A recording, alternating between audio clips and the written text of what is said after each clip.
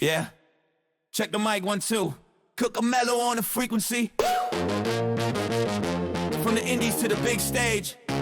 Every territory, every promotion. Locked in. WrestleCast Radio. Yeah.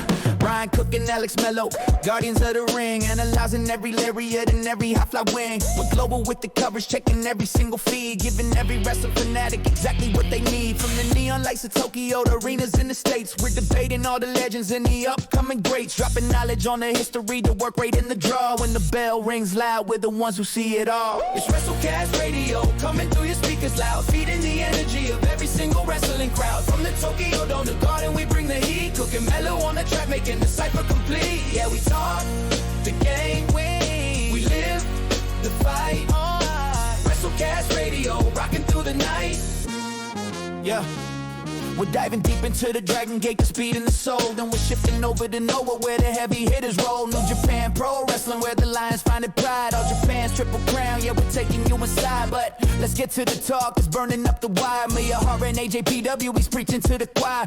Kento is a king, but the castle's getting small. It's time to leave all Japan, time to give the world a call. Imagine the dream matches, the stages he could grace, instead of staying stuck in the same familiar place. It's WrestleCast Radio, coming through your speakers loud, feeding the energy of every single wrestling crowd. From the Tokyo Dome to Garden, we bring the heat, cooking mellow on the track, making the cipher complete. Yeah, we talk the game, we live the fight. WrestleCast Radio, rocking through the night. Yeah. Don't forget the stardom queens, the glory and the grit, every Joshi masterpiece. We're breaking down the hit, then we pivot to the west, where the landscape's changing fast. AEW's revolution built to thrive and built to last. WEUE, the spectacle, the stories and the fame. We cover every angle of the sports entertainment game. No buyers in the booth, just a passion for the craft. From the main event spotlight to the bottom of the draft. If you love the square circle, then you're in the right spot, with the hosts who keep it moving while the iron is hot. From the strong style strikes to the entertainment flair, if there's a ring in the canvas, you know that we're there. Cook's got the stats, Mello's got the vision, making every single take with surgical precision. No robbers, WrestleCast Radio, coming through your speakers loud, feeding the energy of every single wrestling crowd. From the Tokyo Dome to Garden, we bring the heat, cooking Mello on the track, making the cipher complete. Yeah, we talk the game, we live the fight. WrestleCast Radio, rocking through the night. Dragongate, Noah in the New Japan way. Stardom and the dub, yeah, we do it every day. Kento, it's time to fly, leave that crown behind. WrestleCast Radio, one of a kind, cooking mellow, we're out.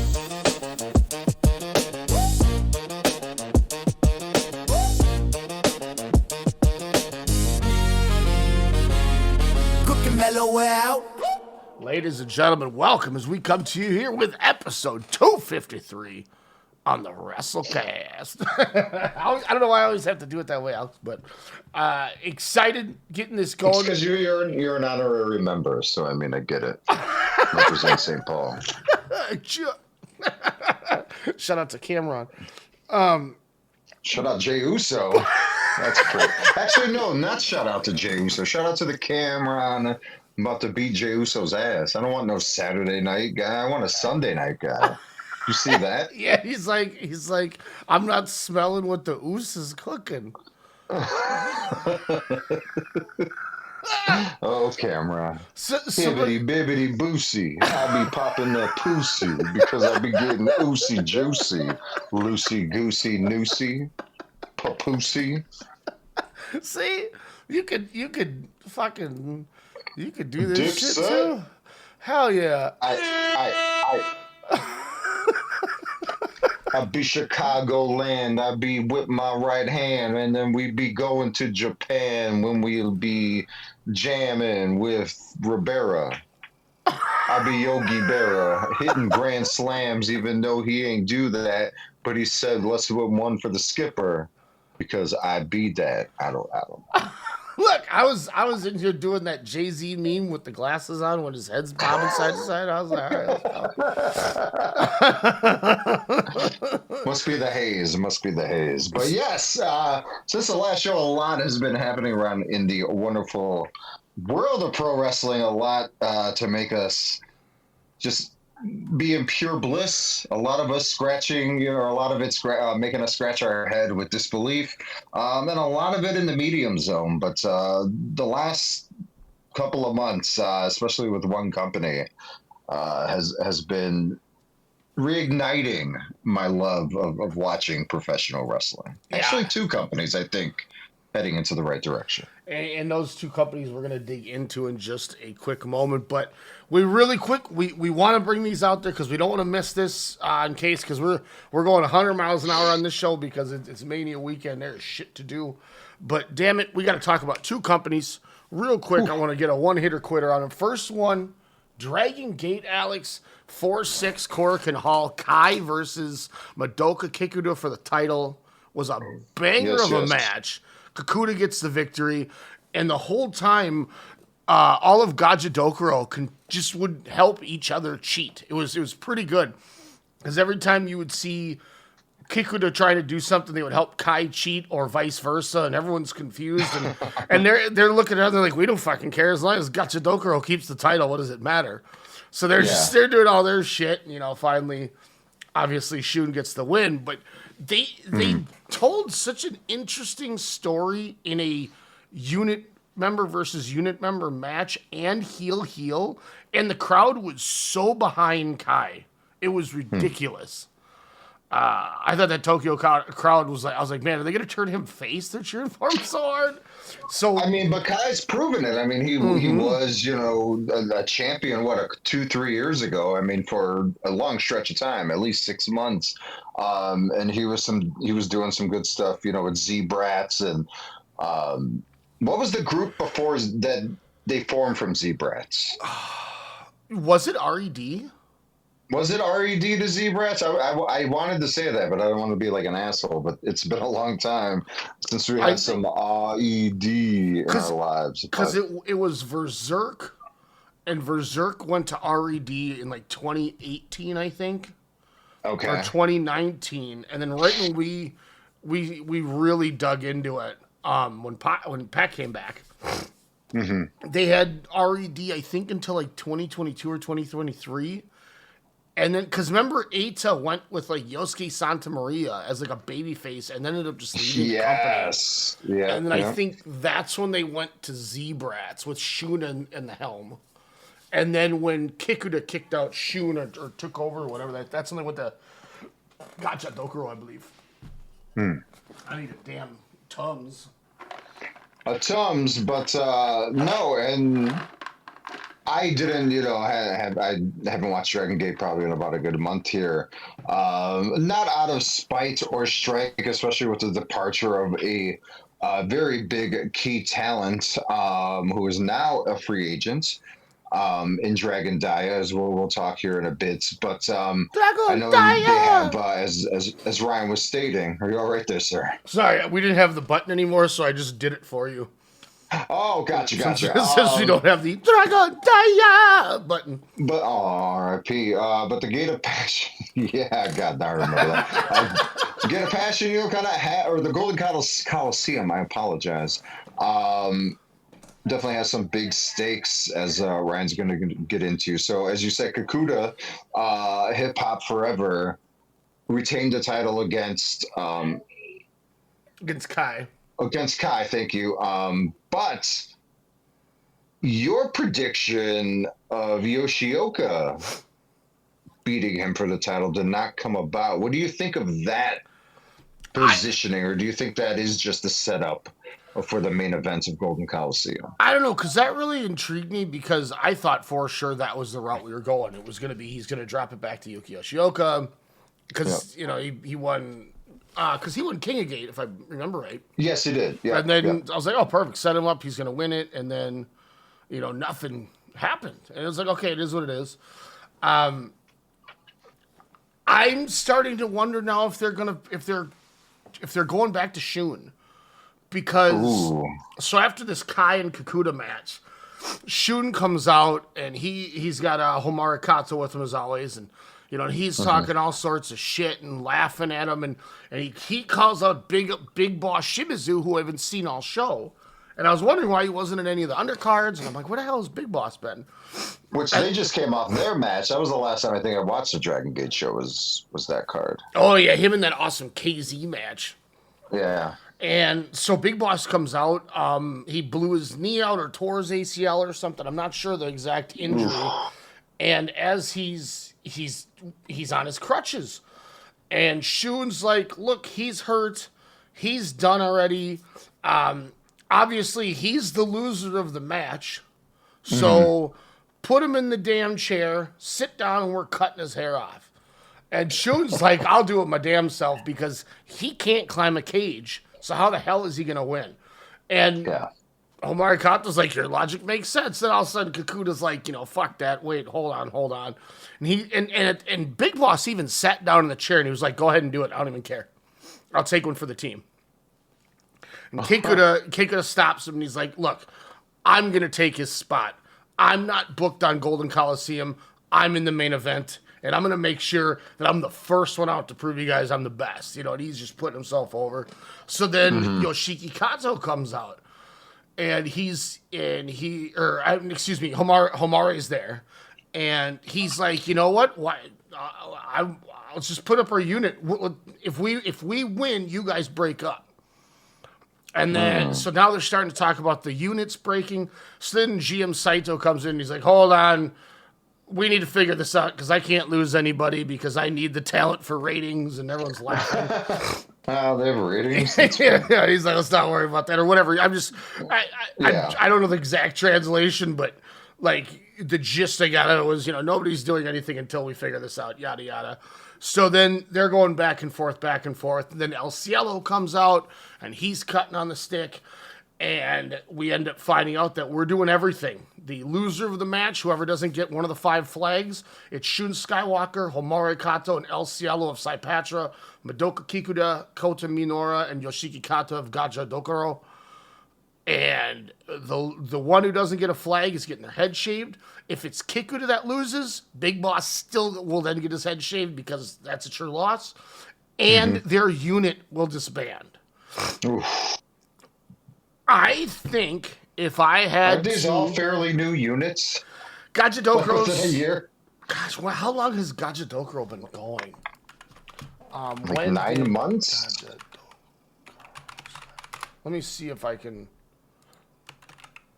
Let me see, Dragongate. Because I get that confused with Shun Skywalker's September gimmicks. 4th, 2025. So, yeah, it hasn't even been a full year.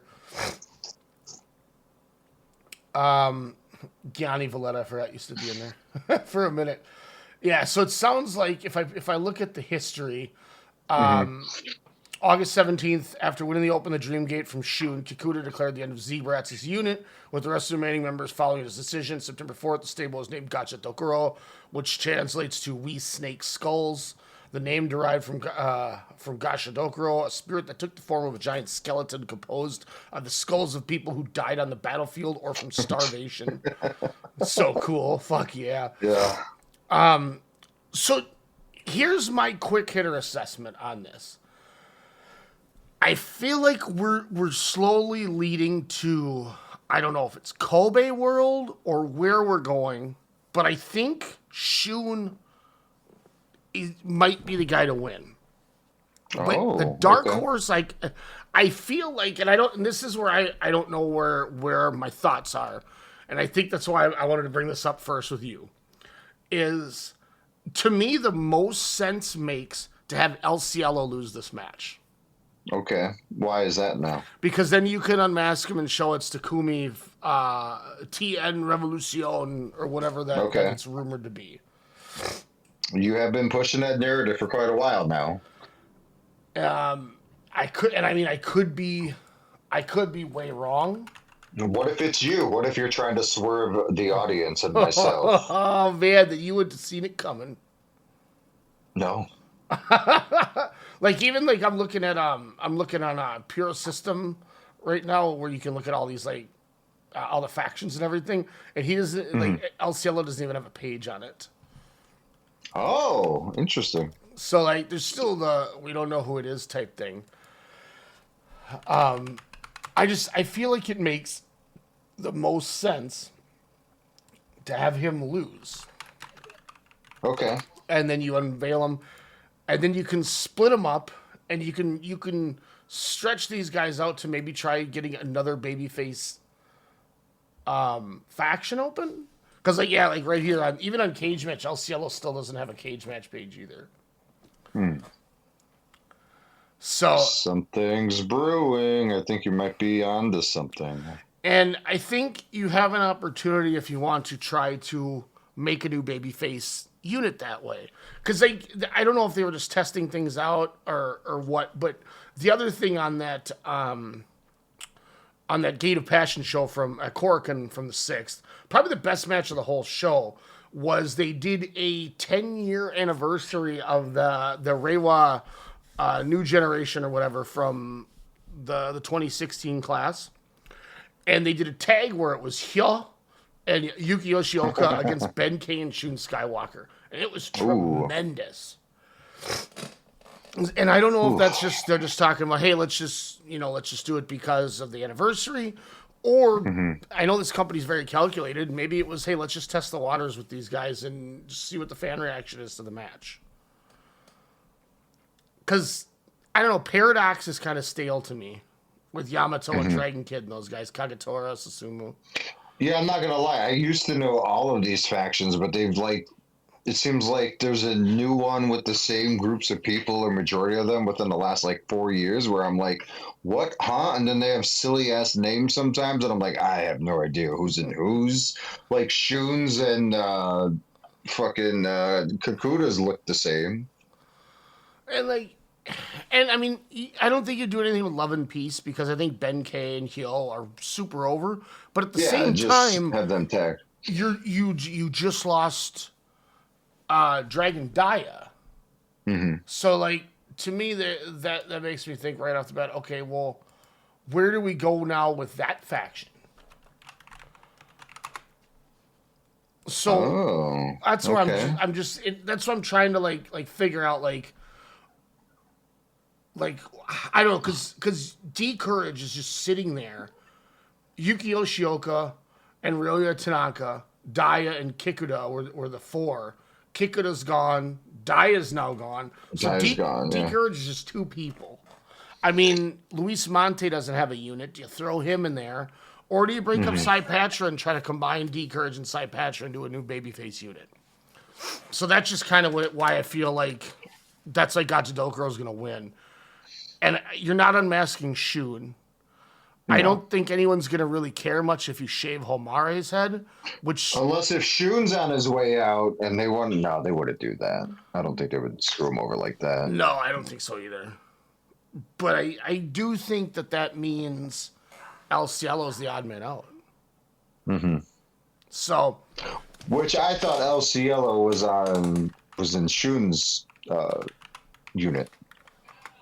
Oh, yeah. He is in Saipatra. So that's why I was just saying, you kill Saipatra.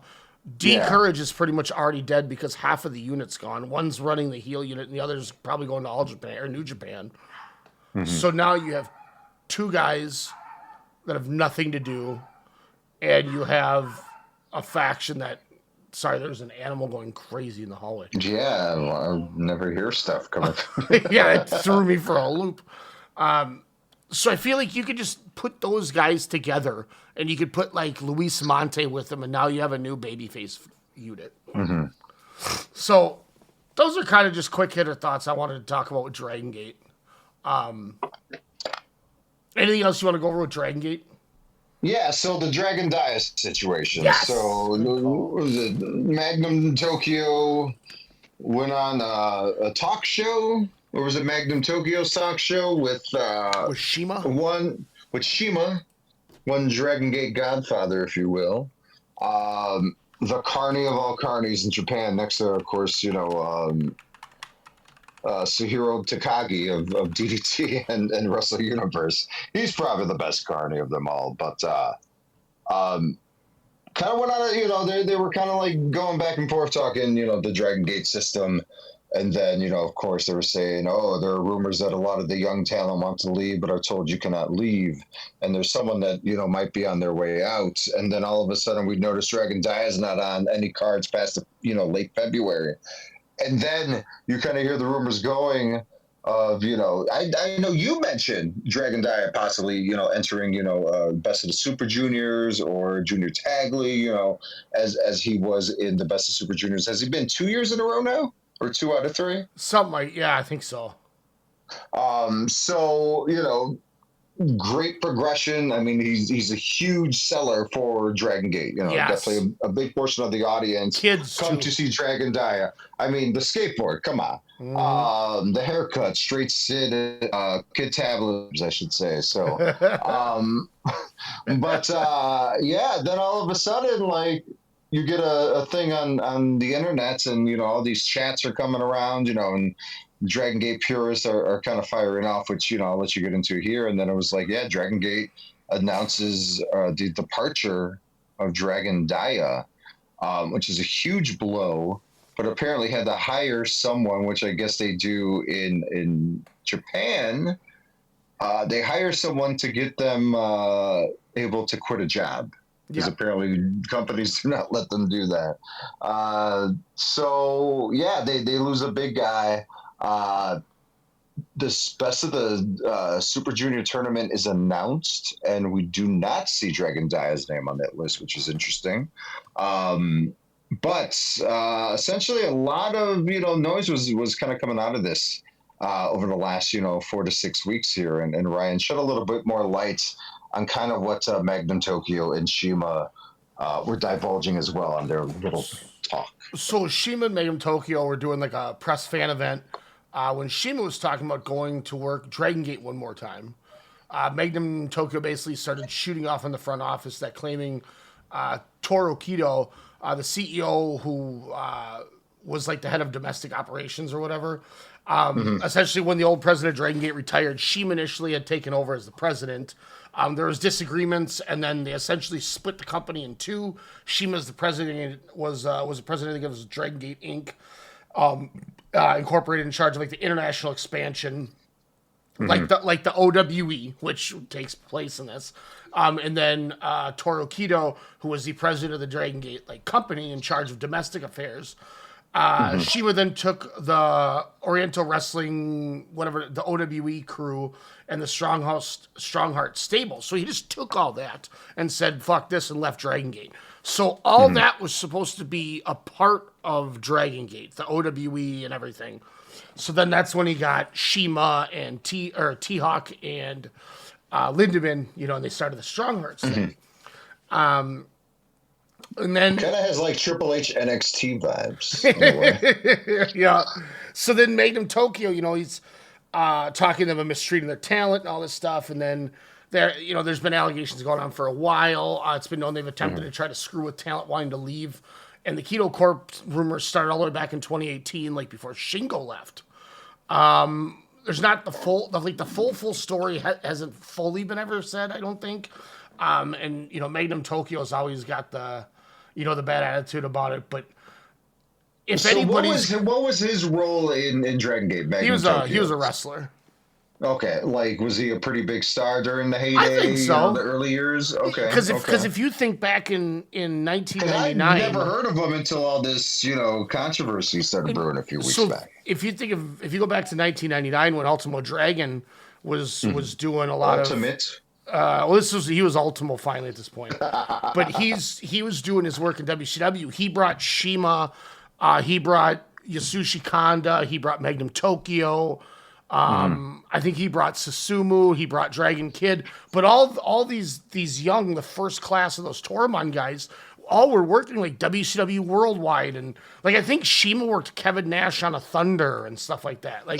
Jesus. These guys, they were back when this thing started. So I mean, if there's anybody that knows, what bodies are in a closet, it's Magnum Tokyo and Shima. Oh, so then it's Dragon Gate turns around and they sued Magnum Tokyo and Shima for defamation. So all this is going on, and then meanwhile, everyone's starting to realize that Daya hasn't worked the show since February. He's now gone. Everyone's thinking, okay, well, he's going to be in the Super Juniors. Is Dragongate better pull, the rumored Hyo going in and you better stay away from New Japan at this point. Hyo's still working the tournament. So I have no idea what's going to happen with that. So that's probably why Daya's not in it. I didn't even put that 2 and 2 together. I knew Yo was in it, obviously, but yeah, that makes perfect sense then because they didn't want probably any other conflict or Daya talking shit to, their talents or whatnot. So my question for you is, there's a guy who we know is retiring in New Japan this year. He's a junior. Mm-hmm. He's been around for ages. Tiger Mask Master 4. Watto? Oh, Tiger Mask. Okay. He's Tiger Mask 4 or whatever. I think he's the 4th one. We've now found out that Magnus in CMLL or AAA, I think one of the two. I could be wrong. Is he the one? He's adapting the Black Tiger gimmick. He's Black Tiger 5. Do you turn around and make Dragon Daya the new Tiger Mask and rebuild your junior division around him? No, because I think you could do that with President Dragon Daya. I don't think you need another masked gimmick. I mean, I think he's a good-looking dude where, I think that'll bring a little bit more, because he's late 20s by now. I think he's 27 or something, maybe. So, I mean, he could definitely bring a little bit more to the table. Because you got to figure they love to pass these gimmicks around. Yeah, but I like I said, I think the name itself. But who knows? Dragon Gate's always still, kind of on the bottom. Kind of in the Puro companies, it seems like. So maybe I think he's probably one of the bigger names that was in Dragon Gate, during his stretch. But no, I don't think they need to mess with that and turn him into an already solidified gimmick. Maybe that's for someone else who's not a name, or if they want to. I don't know. With Lucha and of course the Japanese masked wrestlers, the way they do stuff in a lineage, it's can go a multitude of different ways. Something I don't really understand as much, especially in Japan, where they're like, "Hey, you're going to be Tiger Mask 9," or "Hey, you're going to be this person or that person." So I don't know. Here's long why. Story short, no, he does not need the gimmick of. So why? I guess here's where my other issue comes in. Is why are you going to have a guy in your company whose gimmick is based off the lineage of Dragon Gate? Because he's the second coming or the third coming of Ultimo Dragon. Ultimo Dragon, yeah. So you're promoting another company in theory without him changing his name. Now, I know he has stated, I believe, that he's just going to be going in all capitals Daya. He's just going by Daya. I was about to say, can he just go as Daya then and just take off the dragon? Yeah, he's dropped the name Daya. But that's what makes me wonder, okay, if that's gone and your junior division sucks, like their junior division is the same shit over and over, and there's good people. I like Kosei Fujita. He's fine. It's been like that for 15 years. Correct. Let's be real. Well, I wouldn't even think. 10 years. I lay it this way. Hiromu and a Despy and a young Bone Soldier. Kind of that heyday of the junior division, but it was still the same shit. It's like, all right, we're rotating the same matchups. Oh, here's Kushida. Well, even the last 5 years with Desperado winning every single year except for the last one. It's like the junior division, Doki, their junior division essentially was basically like All Japan's roster. Very thin. Had big names, people were always excited to see them. But overall, it was just like a dead end of, okay, who's going to get the belt or who's going to be on top, this time around. So my thought is, the whole company had been like that for probably 4 or 5 years. Mm-hmm. Tanahashi, through the last G1 and World Tag League, I think has really reformed and fixed the heavyweight division and the tag division. He's put in new stars like Callum Newman and Yota Tsuji to win. He's got the Knockout Brothers on top of the tag division. Uemura and Umino have tagged before, so like he's revamped all of these.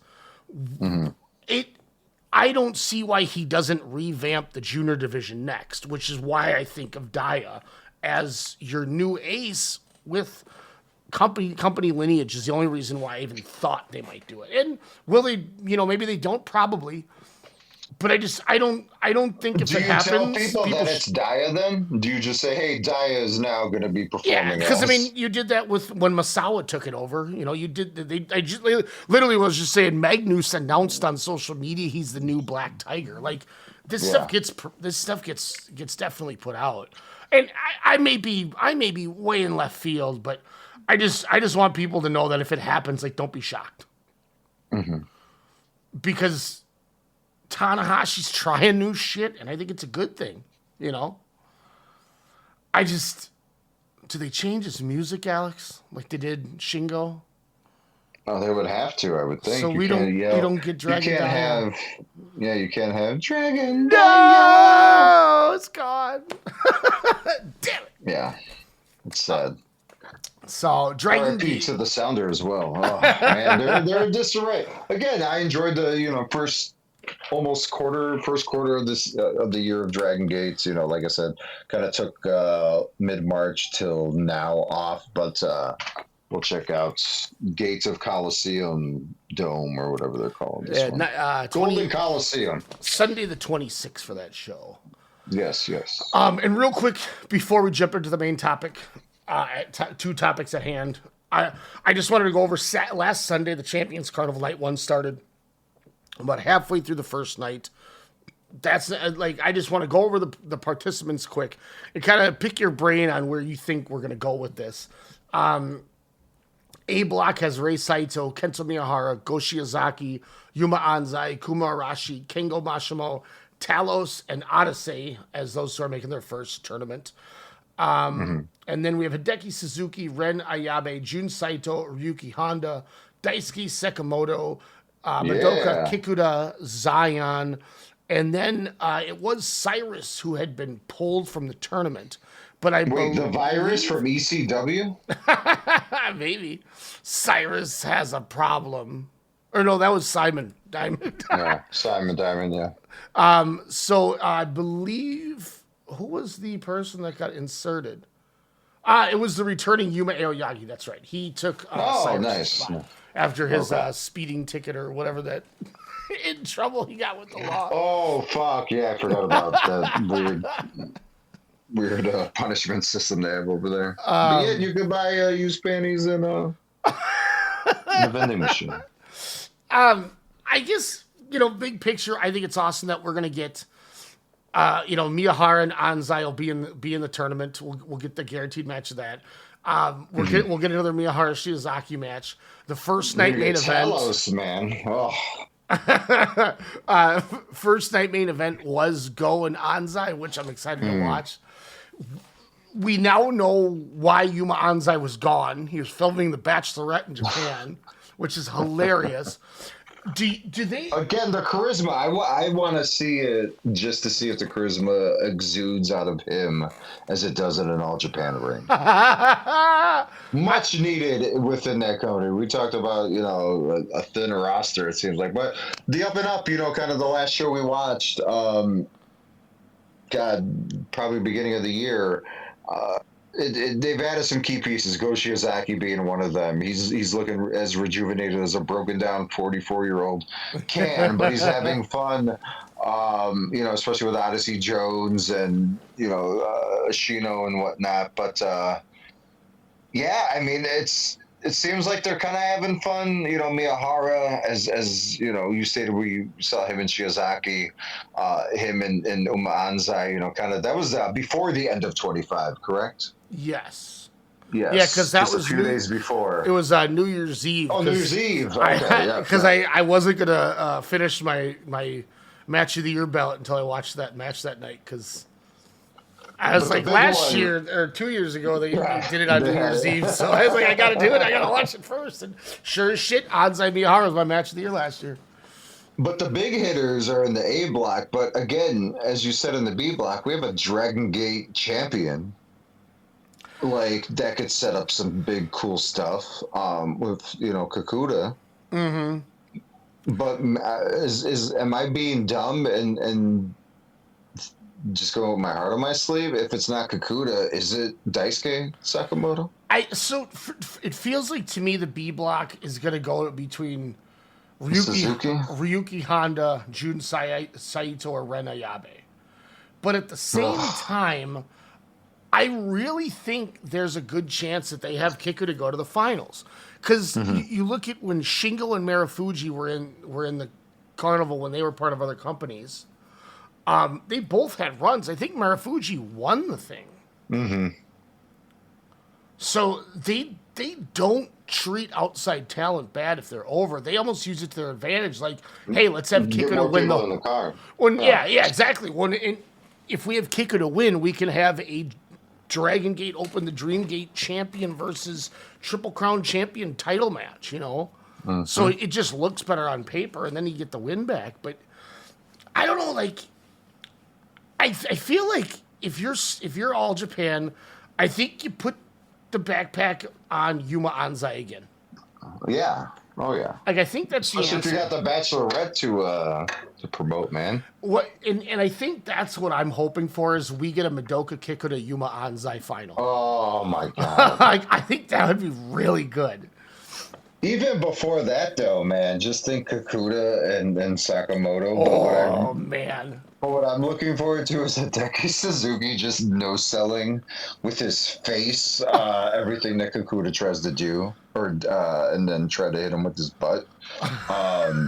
So that's going to be... Yeah, B-Block's very interesting, man. Mm-hmm. I like how you have, like, 3 people. You're like, yeah, but I'm thinking, maybe 2 others. Yuma Aoyagi, he's been there before. So, one thing I am looking forward, though, is Goshiyazaki and Odyssey. That'd be going fun. at it there. I'm hoping Odyssey's been learning within, that faction there. But why no Ashino, man? Yeah, I was confused about that, too, because every other member of Havoc is in there but Ashino. Havoc. And if you have 2 of them in A block with Shiozaki and Odyssey Havoc. Yeah, I know, it's so weird. You pulled Cyrus got pulled just before the start of it. I'm perfectly happy with Yuma Aoyagi in it because he's fucking an incredible wrestler. But you could have put Shotaro Ashino right there too. Looks good in the suit, man. So I just want to. We'll get more into the carnival as it progresses through, but I just wanted to bring that up and kind of just hit those real quick. But this is a more exciting carnival card than I've seen probably since the Shingo one like 6 years ago. Mm-hmm. Yeah, I think it was like 2020 or 2019 or whatever. Yeah. So good looking All Japan. So that should be some fun stuff. Again, Miyahara, it's just banger after banger. Him and Talos, let's fucking go. Mm-hmm. And they had a fun little Triple Crown match. Like, it wasn't. Yeah. It's not anything that's like you're not going to. But Talos is going to improve. He's going to learn from that, and they're going to do something new. So that's why I'm like, oh man, the growth. Hopefully that he amasses. Speaking of Talos in this A block. It should be fun. Mm-hmm. You might have won me over here, Ryan. Well done. But I think first order of business I want to get to is since the last time we talked, we had talked about Revolution was a big topic, but the New Japan Cup was happening. I did a quick just blurb before it had fully started. It ended actually the day we recorded. So, I don't think the day before we recorded, it was the finals, to which Callum Newman won. But we had Sakura Genesis, and Tanahashi, once again, it's kind of like I mentioned earlier about the trying the new things. Cal Newman, 23 years old, is your new IWGP heavyweight champion. 23 years old. And ever since he turned heel at the end of last year, like he just feels different. He feels like everything clicks. And they got the Sakura Genesis show. They get Will Ospreay to work it, who now is going to do both companies for the rest of the year. Which I think, hint, hint, wink, wink. I think we're going to get Newman Ospreay at Wrestle Kingdom. Sign me up. They are just hitting, man. Like, between Newman Suji, that Takeshi to Umino match was great. Knockout Bros against Oiwa and Zack Sabre was incredible. Yuto Ice had getting a win. A hell of a performance. Even Aaron Wolf looked good again against the House of Torture Dorks. And don't forget of returning Will Ospreay in Japan. Like I was saying, So I mean, and Hanari and Okan looking good, but just the suits, the Reservoir Dogs of it all, made them look just fantastic. I didn't watch the Never Openweight match just because I assumed the heroes would win, which I believe they did. Go Bishamon, but I have bars, pins, Yujiro after Botch Fest. So that's the finish you missed. But New Japan, kind of since, pretty damn good Wrestle Kingdom, again, has been doing really awesome stuff. Callum Newman, again, they realize the future. And hopefully they don't make the same mistake like last year where they should have pushed Gabe Kidd to the moon instead of worrying about him going to New Japan or to AEW. And so they didn't want to reward him for everything that he put his body through. And got over, with the Japanese crowd. And I think they learned from their mistakes and are showing that with Newman. I kind of, when it all happened, I kind of posed the question too. I was like, okay, do you have to do Ospreay going for the AEW title at Wembley? Do you do it now? Do you have the IWGP title at Wembley at All In? For Ospreay to kind of face Callum Newman there. I think it's too soon. I think Wrestle Kingdom, again, can you have two white boys main event the Dome? Has that ever happened before? Because I think that could be something that can be built tremendously for the rest of the year. I don't know if they'll sell. Obviously, they're not going to sell, what they did in 26 for Tanahashi's final match. But, I mean, it's something as, can they do 30,000, kind of with that match?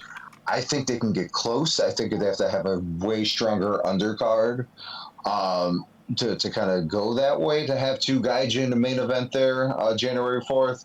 But, man, the story that can be fucking told. Like, I was just like, hey, give me everything. Give me the build.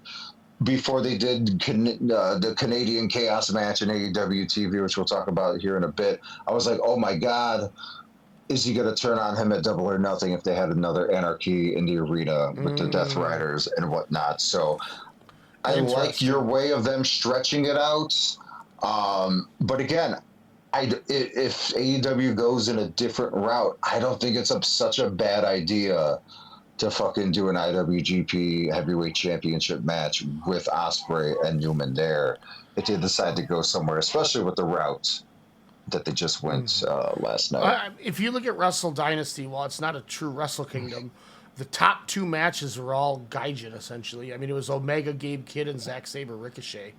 And I mean, Zack Sabre Ricochet obviously is the main event. It only drew, I think, I shouldn't say only, it drew over like 16,000, but I just say, I think you can, and I think the company is invested, not even because of where these people reside from per se, like they normally might, especially with like the Takeshita thing. I think a lot of New Japan fans are just excited that something's happening. You know what I mean? Like new things are finally happening. We're getting a new. It's a new. It's not the same conveyor belt we've seen since COVID. It's not Sonata and Evil and Naito on the top all the time. Like, I mean, if you think about it, the Knockout Brothers are the bizarre version of what Sonata and Evil were. You had this kind of big dude, just talking shit on the mic all the time. You got this big, tall guy, being all quiet. Except Ice is just way more crazier than evil, so a little bit more passion, you could even say, during the heyday. But the parallels between those guys, even though they are opposite, especially in their ring work, Knockout Bros, 9 times out of 10, just kind of overall performance wise outwork, what Sonata and Evil could do. And they were a fantastic tandem, coming out of LIJ.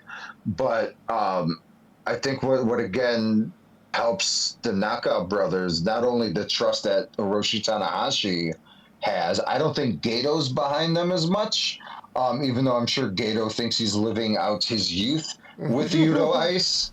I think Tanahashi's behind him because he knows what's hip, what's cool. I mean, look at his fresh ass haircut since the fourth. But everybody just wants to get high, and Ice just the passion and the as I've been saying, since that impassioned speech back at the Night After Kingdom, the Dash. Yeah, Dash, where, he planted this flag and says, "We're New Japan, bitch. Let's all get high." They've been doing some, they've improved, mainly Oscar. In this match, not only the selling of his knee throughout was probably the best I've seen that he's done, but it was goddamn believable. But the strikes were hitting. They were, connecting in ways I haven't seen Oscar do it. Same thing with Yudo Ice. He's a rough and tumbling, type of wrestler. He's a brawler, if you will. They're both not sharp when it comes to in-ring mechanics, but you can definitely see the kind of just the impressions that they're getting and the progression, of course, that they're doing. And with Osprey, or not Osprey, with Zack Sabre Jr., that they, were facing off against, it was a conflict of styles, and they were utilizing the submissions and wearing them down, chopping down the, mighty oak that Oscar was. And Oiwa, kind of utilizing his athleticism against a guy that, doesn't like to, run the ropes as much. So this was just a fantastic tag team. And if the Knockout Brothers are not your tag team of the year, again, every match, wrestling-wise, isn't the best. But what they do overall in the storyline mechanics and the match itself and the post-match, bar none, some of the best shit. And even the post-match on this, when the Knockout Brothers retain, you have two teams coming down, with Bishamon saying, "Hey, bitch, I want that title." And then it's like, "Oh, here's Great Okan and Hanari, no, we want that title." And then, Honda from Street Fighter comes out, with the dude from Lord of the Rings, and they're like, you know what? Let's just fight each other. And what I love about what New Japan's been doing this year, two fucking number one contenders for the, New Japan Tag Team Championships. That's pretty fucking cool. That's some westernized shit. They rarely would do number one contender matches since I've started watching New Japan. Rare fucking basis. But they have hit it out of the park, kind of with the storytelling that they have been doing. They're reigniting. Tanahashi is reigniting the importance of the overall craft of professional wrestling and just utilizing outside of the box characters as they're doing, as a Callum Newman winning, beating, a Carmen Sandiego cosplayer who's doing a hell of a fucking job, kind of detailing his matches, saying, "Hey, yeah, I started as a young lion. I grew. I was in LIJ, one of, if not the most successful faction in the history of that company. Broke out of that, finally gained the respect of the fans, have two championships, one, the big one in the fucking Tokyo Dome, reinvigorated and brought back the lineage of it all." And then he's like, "You know what? Let's keep this going. I got another belt." And Callum Newman put on a fucking great performance. And buckle up, man. It's only the first quarter of the year. And I just think the summer is going to be great. And oh, yeah, we're going to the fucking night one of the G1 in Chicago, Illinois. Yeah, they're on the right track. And Tanahashi is treating this the right way. He's literally going, "Hey, look, this is my job, is to fix this and to make this company great.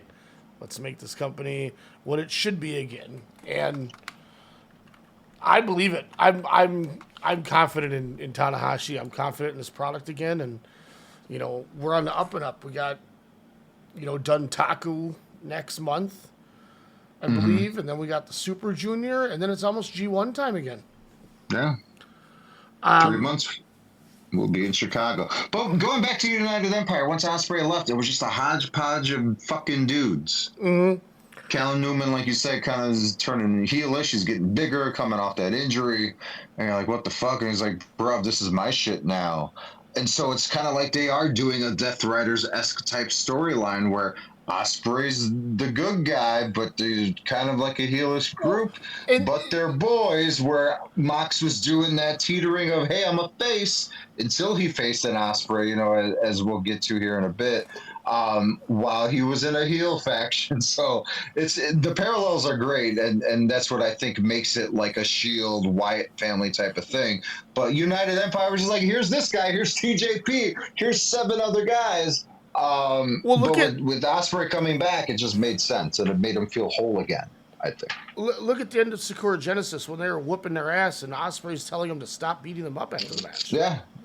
He's like, guys, stop. We don't need to be doing this after. And they're like, all right, fine. Again, planting those seeds for the eventual turn that will happen. And let's not forget when Ospreay's cutting that promo on Dash, and Callum Newman just grabs the folding chair and he's like, fuck this. Yeah. You know, like, so it's, I don't know. I'm intrigued to see where it's going to go. I would say that's what I hope is the main event of Wrestle Kingdom, is Newman getting put over by Ospreay. But at the same time, is Tanahashi going to go back to the G1 winner getting the shot at the Dome and not at King of Pro Wrestling like that done the last 2 years? That's where I'm wondering how that goes. Do you think because it's a 5-month wait, or I guess more like 4 months, 4.5 month wait? Which it was never a problem before. I don't know why it's become a problem now. I understand why you logistics and the wrestlers wrestling at their home countries, essentially. It seemed like, I want to win this belt, just to kind of get, the end of the year off. It made sense for Zack Sabre. Like, I get that aspect. Yeah. So where I'm torn is I want the G1 winner to go to Wrestle Kingdom because I want them to build it and make you give a damn. I liked it sometimes where the title changed hands and not necessarily the briefcase, or the winner, like when Jay White randomly won the titles, like, whoa, shit, we didn't see that coming. Or AJ, I think, AJ Styles won it, I think, for a couple months at one point. But so you're not going to have Will Ospreay win the G1. Why not? Because it's fine.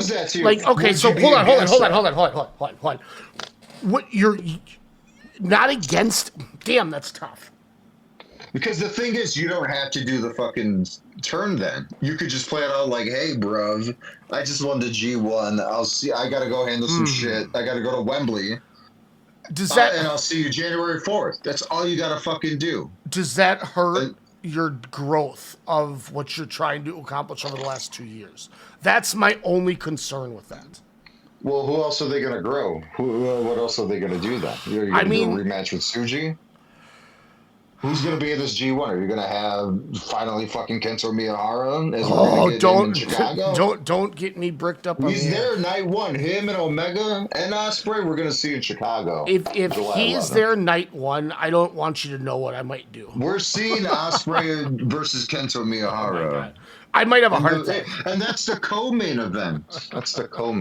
So, do you fucking rock it up Yuya Uemura and give him a run? Give him a chance? It seems like we've done that. We've tried. Have we though? He's an Intercontinental Champion at best. But let me ask you a different way. Have they really tried it? But hold on. Have they really tried it? Because injuries always happen to be in his way. Like something always backtracked you. I think it was just Gato. Because They tried Yota Tsuji against good-looking men. Well, no, they tried Yota Tsuji and they said it didn't work, and then they stopped doing it. Then Tanahashi took over and said, "No, we're going to do it again and do it right," and it worked. He took Shota Umino, and he basically I don't want to say fixed him, but if you look at the last 12 to 18 months of Umino, it's a different Umino.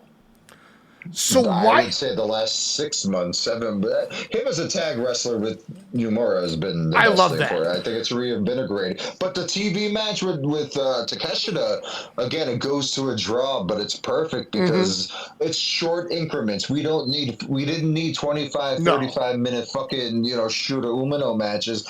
15, 20 minutes. Fucking perfect because it ignites the fire. It shows what he can do. Then when he loses, he's like, I'm gonna get you next time. Like it's just fucking perfect. So why not take a chance on seeing what you have with Umino? If it doesn't work, just have him lose.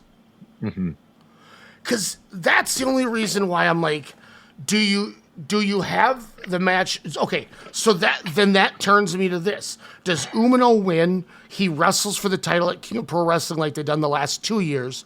Callum Newman beats him, and then now between October and January, you build the Newman and Ospreay. You get both that way. But then, so does Ospreay not win the AEW title in England? He could still win it. I think he's still winning the title. So you're going to do champion versus champion at the Dome is what you're going to do. Potentially. Or you do Dynasty. Maybe he could win at Wembley. It doesn't mean he's going to hold the title till January. I would hope so. All that for fucking 3 months? Yeah, I mean, for 3 months? And at the same, and I don't think they would. I think he was going to have a very lengthy reign. I think he's the new future ace of the company to go with MJF at the top. But I don't think anybody would have an issue with Newman beating him. Beating Ospreay? No, I don't think you would, because again, you're putting out the right now of New Japan. It depends on too if he's selling houses, so it should be interesting, kind of what's coming up here. But also with Newman, because I think you keep the title on him until the 4th. I mean, you just let that guy just roughshod everyone. You don't even have to do championship matches each show either. Like that's the thing. I don't think you need to, but. I think with Newman and Ospreay too, Ospreay's then helping AEW's future, by gaining a Callum Newman at like 25 years old or whenever the fuck his contract is up. So, I mean, it's an investment either way. I mean, just think of Newman and Fletcher at fucking Revolution 2028. And and I think that's where the one advantage comes into play is I don't think they're full on to take this title off. I mean, like Shingo's not gonna beat him. I think it's gonna fucking rule. I love how he's just always the first fucking challenge. He's like, I'm married not to boy. We're gonna start a family. Just give me a title shot. And what a perfect guy is. All right, let's see how much. All right, we made our new champion. Let's see if he can go. Okay, what's my test? What do you need to see? Hey, Shingo, come here a second. Shingo, I want you and him 25 minutes. Make sure he's ready. You know what I'm saying? So like that's cool. And there's some interesting thing coming out of these cards. Like I'm intrigued by this. Night 1 of Dontaku gave kids out of the Yota Tsuji match. So who knows what's gonna happen for that one? No. Jake Lee. Oh fuck! He was just on a talk show as a jester, and he was so he's still doing the makeup. Oh my! I'll show you the video after the show. He's living the gimmick. It's awful. He was like in a full suit. He was like making like bells and whistle noises. Oh my god! I was so mad when I saw it. But we get Fale Aaron Wolf in a rematch. Hopefully Wolf wins it. So my question to you before you continue the Dontaku is, do you build Aaron Wolf? He gets out of the House of Torture, quicksand. He starts going in the middle of the card. Maybe he faces Bolton Oleg, kind of for the Never title, regains that back. Do you then, if he starts to get hotter and performs a little bit better and gains that momentum again that the House of Torture killed, do you build to an Aaron Wolf Callum Newman Dome match? I mean, I think that's a dream for them.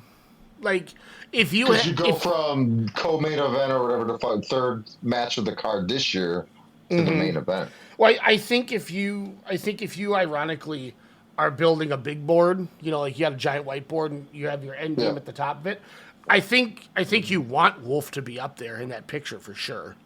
You put the investment in him. It seems like he's probably going to win this match. I'm assuming Narita isn't going to lose the never titled Bolton Oleg because they're rematching for the title. So I'm guessing. Okay. Oh yeah, that's right. Narita won. Yeah, that's right. He beat Wolf. Yeah. He beat Wolf. Yeah. But he's a triple champ.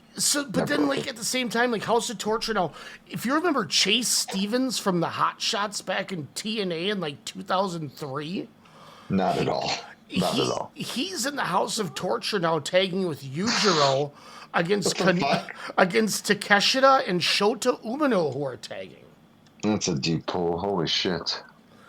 Which I'm surprised we're going to get Takeshita Umino tagging. Did you say Takeshita Umino? So they bonded over their TV match, huh? So maybe they go beautiful. somewhere with that. It. I mean, they're turning him babyface in AEW, I think, so it makes sense. Yeah.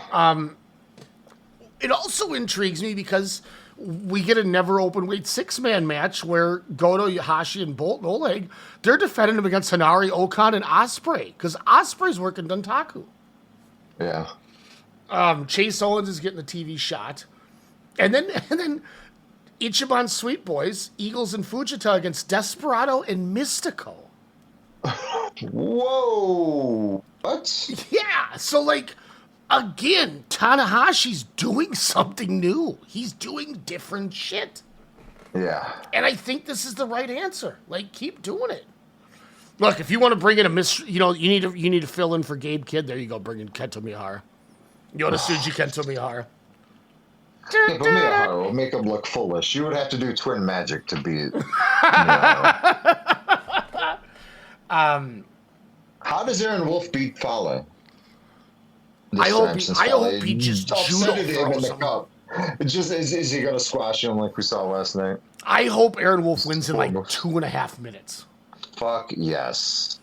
And then you're heating him up to go into the G1. And you can have Aaron Wolf go 2-7 with 4 points in the G1. Nobody's gonna care because the young guys always do that. But what I can tell you they should do is he needs to beat a major name in Chicago. He needs to come to Chicago and he needs to beat like Shota Umino or something. Takeshita. Something. I love how you loved him as a big name. Shota Umino. I mean, in theory, I would call him an upper. I'm fine with that too. I'm totally fine with that. But I think you need to tell this American audience with the turn that we're seeing with, as you mentioned, the Reservoir Dogs thing where the United Empires and AEW, for that short shot. You're continuing to expand and work even more with AEW. You have Forbidden Door that'll have already happened that people will be excited for. I think you have Aaron Wolf get a big win in Chicago. I really do. If he's in the G1. Mm-hmm. Oh, he would have to be. I mean, 32. Isn't it 32 people? No, it's 20. Oh, Jesus. Didn't it used to be 32? New Japan Cup might have been. Oh, Jesus. But G1 has always been 10 people in each block. Oh. So I don't know. I'm really intrigued. There's a lot coming up here. Jeez, I feel bad for Tatsuya Matsumoto then, taking that L against Aaron Wolf in the G1. What's going to be tight about that never 6-man is fucking Oleg Bolton and Will Ospreay, especially with how Bolton's been wrestling lately. And I apologize, he's the strong champion, so I got that mixed. Well, he had the never title though. I mean, that's true. That's true. He's the one who I think lost 6-man. I think he's the one that Evil beat. So, I mean, it's recent that he had it. I mean, I totally... And that's a title where, it's like if I were to ask you, who's the WWE Women's Tag Champs? I'd go, I don't fucking know. Charlotte and Alexa? I don't know. Yeah, so the never title, whatever. You know what I mean? But what's even crazier is in that match is the Chaos connection of Goto, Hashi, and Ospreay. I hope they embrace it before the match. I didn't even know Ospreay was coming out for this on the 4th. So then he's gonna be at fucking Dynamite in 2 days. Like that's wild. And then, yeah, I don't know what's going to happen. The week before it is that Red Zone in Hiroshima. And we're getting Ishimori and Robbie X against Eagles Fujita for the juniors.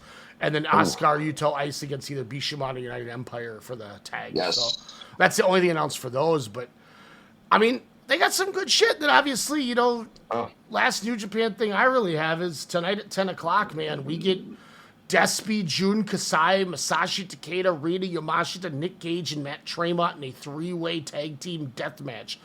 Invitation only, Love and Pieces at Journey's End, it's called. And we get El Phantasmo and Maki Ito against Dragon Kid and Starlight Kid. Which is, it's called Oh, yeah, that's right. Starlight's in a death match. I was surprised by that. It's Deadly Airtime and Cutie Crime High Stakes Heartbreak Jackpot match. Wow. Also, I don't know if this is going to full happen here. 3-way Runaway Russian Crash, A-Drop, Dead Gorgeous. It's Mason Mansoor, the MXM collection. Kushida's tagging with Yamato. Ooh. And then the third team is Jordan Price and Alec Price and Jordan Oliver, to which, for those of you who were watching last night, Alec Price, when he came out, the stairs fell off the ramp and he ripped the shit out of his leg. It looked like Ospreay's back when he took that. Remember when he took that, when Fletcher gave him the brainbuster on the turnbuckle and he had that giant red rip on his back, like rug burn type thing? The stairs. Yes. So the stairs fell, and Alec Price fell onto the stage, and his whole leg. Like when Oliver and Price were supposed to wrestle on the midnight show, it was Flying Ryan O'Neal with Jordan Oliver, and Alec Price didn't even work the show. So I hope he's not too hurt. Then we get a hardcore match tonight: Joey Janela and Gringo Loco against Daisuke Sasaki and Gato. Remember we saw Daisuke Sasaki in St. Paul? Do you remember when I'm like, oh my God? And then I went, oh shit, it's not him. I feel like an idiot. Then I went, wait, it's really him. It was some jobber. And I was like, Daisuke Sasaki. I was like, holy shit. And then this is weird too. The opener is cute, ? Sexy, ? Hardcore. It's Effie, Jimmy Lloyd, and Ishin in a 3-way. Huh. Way random. Submission. Yeah, this show's going to be fun tonight. But I tell you what, man, Tanahashi, I know we've said this, the last probably 3 shows, man, but it feels good that this company has some sort of identity and direction again. Agreed. No, it's and the Ace is the reason why he's taking it seriously. He has a New Japan radio show, that kind of goes out there, which he's letting talent be, who they are. Like I think it's smart, especially him coming off such a storied career, knowing that just imagine the pressure that he had to have. That you're the guy that has to save this prestigious company from going out of business, not once, not twice, but thrice. And then build the next guy, to kind of do it, and the next guy. Now he's in charge of that, and he knows what it takes. So I think they're going to be in good hands, kind of going out. And now it's just building up your young lions, kind of going back to the basics, but also adapting to kind of the modern times of wrestling. Take that, Toro Okada. And I think from there we got to go to kind of what you were alluding to earlier. AEW had their pay-per-view on Sunday. We a lot of these names we had talked about. There's a lot of build going up into Wembley. I think we saw a lot of interesting things happen. I think I'm in agreement with you. We don't need to go over everything with it, but I think after I rewatched last night's Dynamite a second time. You hated it. God, was that perfect television, man. It was one of the best shows of wrestling before the last week's show, but this was honestly the pitch perfect of all just wrestling television. It told stories from the very first second to literally the last second and had all the emotional feels. Like I said, man, I get the importance of one Steve Borden, but when old man Gray Sting just walks out and he had the fucking face paint on. Oh, man, Sting! I was tearing up, man. I was like, oh my god. But we'll all get to that here in a second. Between the and even Even the Osprey Omega interaction, that was fucking perfection. So now is it setting up those two at Wembley? Is one of them going to win the title before? I think they're going to be I think they're the Wembley match, and I think it's Kenny going in as champion. Because they literally told you what was going to happen, and it's easy. He's going to be like, you gave me the reassurance. He wins. Is it? We'll get to that in a second. But yeah, is he going to be like, "Hey, let's go, Will? You gave me it. Let's see if you got it in your home country." I think because he didn't have it in Canada, his home country.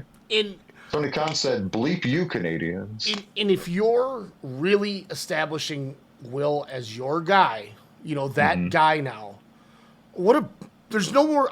There's almost nobody more perfect to put the title on him than him dethroning Kenny, who's kind of been the guy. I mean, I thought MJF was the easy answer because if you look at, with obviously before the title change last night, there's been 9 different people that have been AEW World Champion.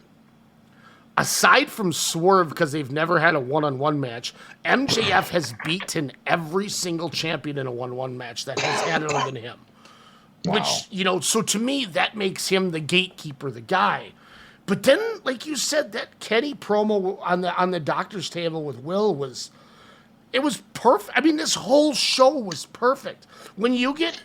It made me rethink kind of like everything of what they're going to do, leading up to Wembley, where I'm like, okay. I was like, and then that's good. It's kind of better what's going on the other shows, but...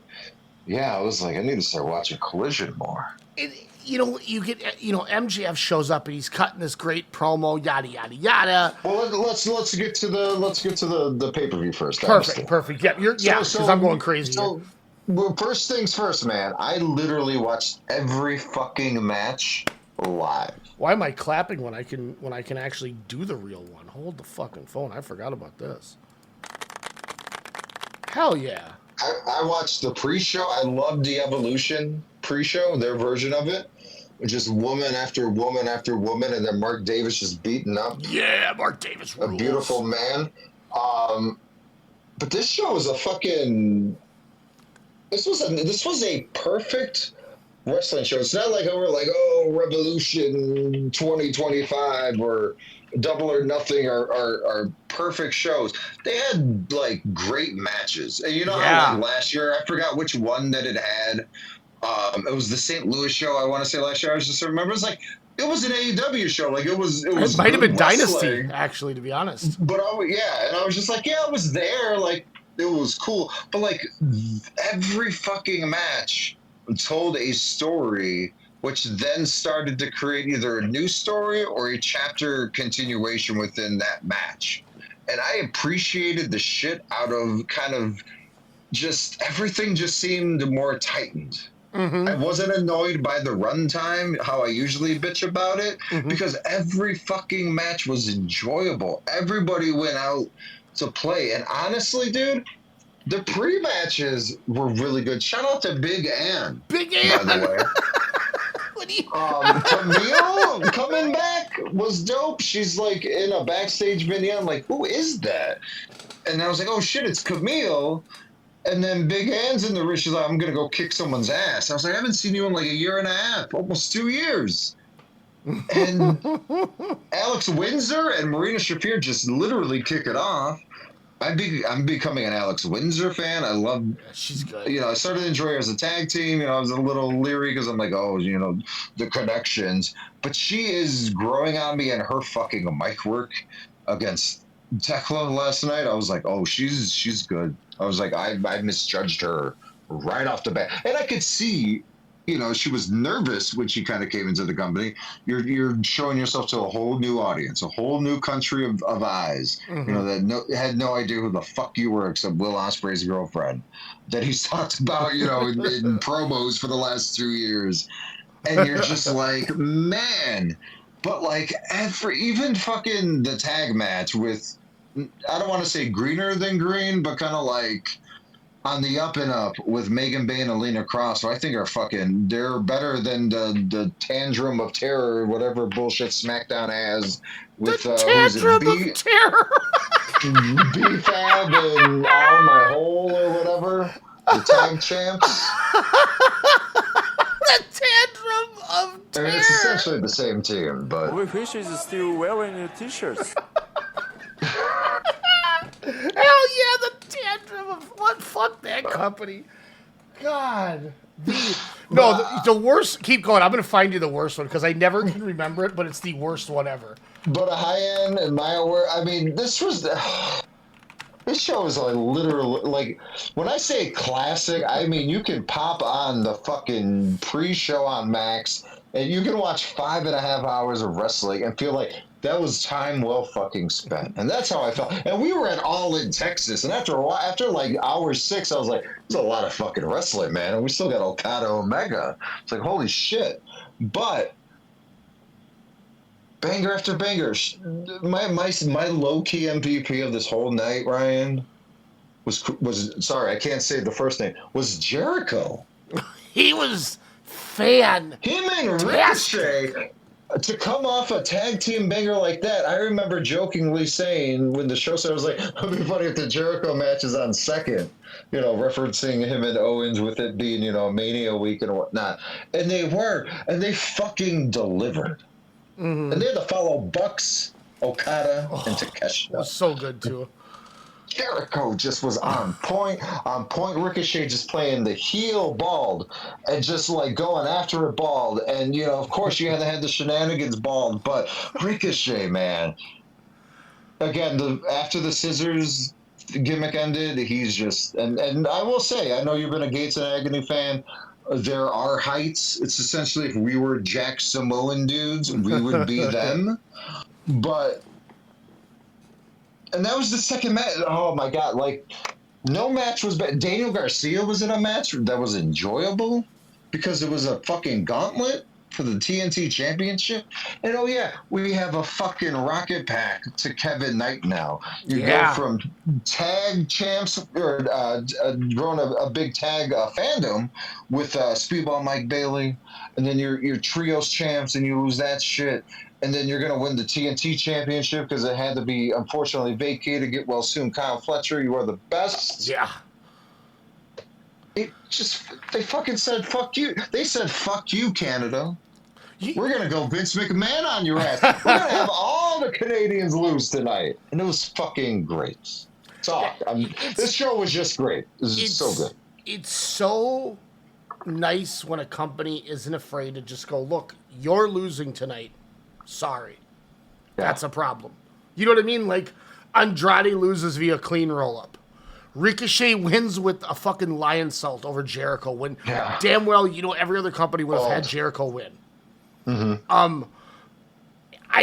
I'll say this about the tag thing. Normally, I always complain about the tag shenanigan bullshit, the strange bedfellows, if you will. But I only half hated this one. I enjoyed the concept of the finish with the Takeshita.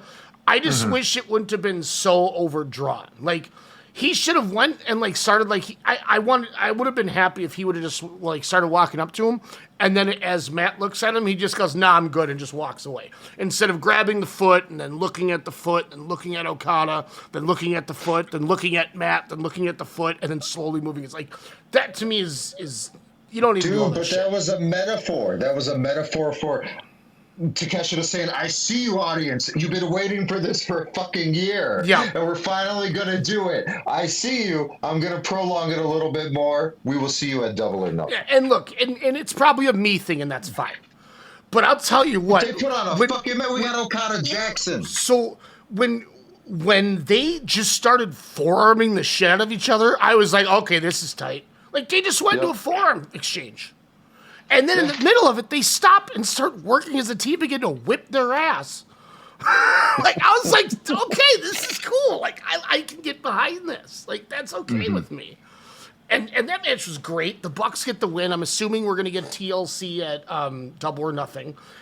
Do we really want to see Probably dudes not. over 40 and 50s. Listen. Plunder match? Do we really want to see this? I'm going to say the same thing. Hell no, we don't. But Edge is not disappointed in these pay-per-view matches. Yeah, he's breaking his fucking shins. So is Okada the best? Is he the best? I thought this match was excellent. I thought the tag match. Yeah, it's tremendous. Oh, of course. How can it fail? I get what you're saying, a little drawn out, but Takeshita should have deserved that. He earned that fucking. You know what? Once again, it's a me problem. When he was like, when he looked at it, he's like, you know what, fuck you. Just walked away. I'm like, yes, let's do this. We're finally going to conclude this bullshit soap opera that has been prolonged. But I think, again, that's the company saying, we see you, we hear you bitching, but we're going to fuck with you a little bit longer, and we're going to just do it. And the end result's going to be worth it. And Don Callis is so good. Yeah, because he's the Heyman. He continues to say there's no problems, we're still all friends, and he keeps trying to make it work even though he knows it's not working. Yeah. Like, he gets it, but he won't. It's okay, we'll figure it out. Like, he's so damn good. And once again, I'm going to say this as I always do. I don't know why people are so against the Don Callis family. They're so good. Ooh, are they stupid? Do they not know wrestling, or... It's the same. It's the same thing 6 months ago. You had said a couple times, like, "What are they going to put another person in the Callis family?" Yeah, good. Put him in the fucking Callis family. Yeah. It's working. They're proving it. They're proving it right with the way what they're doing with Mark Davis, what they did with Josh Alexander for a minute. Lance Archer looks good on TV. They're making El Clone relevant without the entire reason he was created. Yeah, he was made for one guy, and they figured out how to keep him on TV. And now, if you notice this, when he was in that match and he ripped the mask off, it's different. He had a black Mystico mask. Yep. Because he's a clone of anybody. So they changed the whole concept. It was it's so perfect. And then last night, Hechicero's working Will Ospreay. It's great. It gives people something to do, and the company is smart enough to keep them relevant. So that just adds a whole nother layer of dynamic. Like the promo when he's like, Takeshita, what the hell? And he's, I'm so sorry, And he walks away from it, and they're like, what are you going to do? He's like, it's fine, we're fine. Come on, let's go. We'll figure this out, And he's so mad, but he won't quit. Yeah, Yeah. I need you to put it together. Fine, you guys, I don't care. You can wrestle at Double or Nothing. Deal. But right now, you guys got to figure this out. Like, he's at wit's end just letting them fight each other. But he needs to get rid of the bugs. Yeah, it's perfect. Everything was perfect about everything what they're doing with this match, the angle, and just like that, you set up these guys for Double or Nothing. You have set up the tag titles with FTR clean, not clean, but clean winning. Where I guarantee you, any other company, just like I had said with the Jericho winning, would have had Edge figure out a way to beat both baby faces. Oh. And if you notice, they've only done that once, and that was Sting. That motherfucker got hit. That dude got hit the hard way. So he was not winning any match. The only babyface that overcame two heels like that was Sting, and they're leaving that alone, and it's perfect. Sting did it, but Edge can't. Great, that's how it should be. So like you said, they're just everything's. Darby and Andrade was so good the way they did that. Because Andrade gets, he loses with a roll-up. You get to Dynamite. MJF's cutting the promo. And then, and he's like, thanks to your guy Andrade. And he's like, oh, sorry, there was a little hiccup. It is what it is. He's like, what do you mean hiccup? Oh, he didn't win. What do you mean it didn't win? He's like, you owe me one. Your boy messed up. That's why. And, now you've established I guess, Alex, where I'm going at the end of the day is everybody in this company. Andrade's a tweener at the moment because of that. And everybody in this company continues to make you have to remember everything that happens because everything's intertwined. Tommaso Ciampa, hey man, I don't care who the champion is coming up here. I want that damn belt. Now he's getting, and even if he doesn't get a shot, clamoring for the belt. Kevin 2 belts for God's sakes. It's so good because why shouldn't everybody want to be the world champion? They make that known. When you have 9 other undercard or mid-card. Everyone, but everyone, wants the main title there. I still don't know which one Okada has, but with the Don Callis family, like you said, when everyone was questioning it, I think what turned the tide for me and what made it work is when they finally got in on the joke on television. When they're like, we're going to add number 14 and 16 and 19, and it just works. But I think even with the injuries, like the big brutes, like it's like the fucking it's like the Heenan family mixed with the Dangerous Alliance. Yeah, because if you remember back in the days, whenever a new heel would come out, it was always which manager is going to get his service. And that's how it should be. You should be acquiring talent to try to bolster your brand. Like, it's the smartest thing in the world, and they do it. Is Okada the best? Because he's had, 4 or 5, I would say at least a minimum of 5 opening matches of a pay-per-view since he's been with All Elite Wrestling. Yeah. Is he the best opening match wrestler in this company, or is it Pac? And they wrestled each other once at a pay-per-view at the first match. I think that was Okada's one of his first pay-per-view matches, but and it was cool. Between those two, goddamn, they just know how. And it's crazy because Okada had all that pressure of main eventing shows for years on end.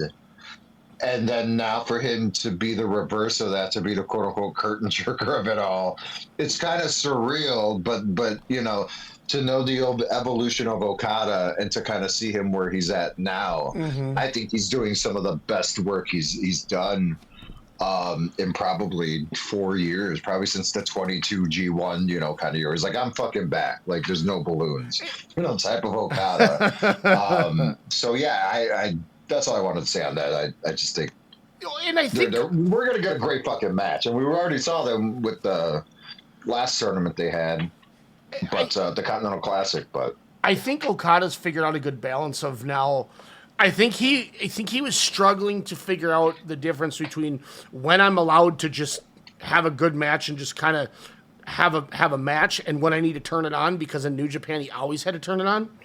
Yeah. So when he didn't have, when they're like, hey man, you're having a short match tonight. I think a lot of people thought that he just couldn't go, including myself. And I think he's definitely got rid of that farce, like we've talked about. He's figured out a healthy balance of when he needs to turn it on. He's figured out a character. That's the important thing, because in Puro you can have a character, but it's so fucking limited.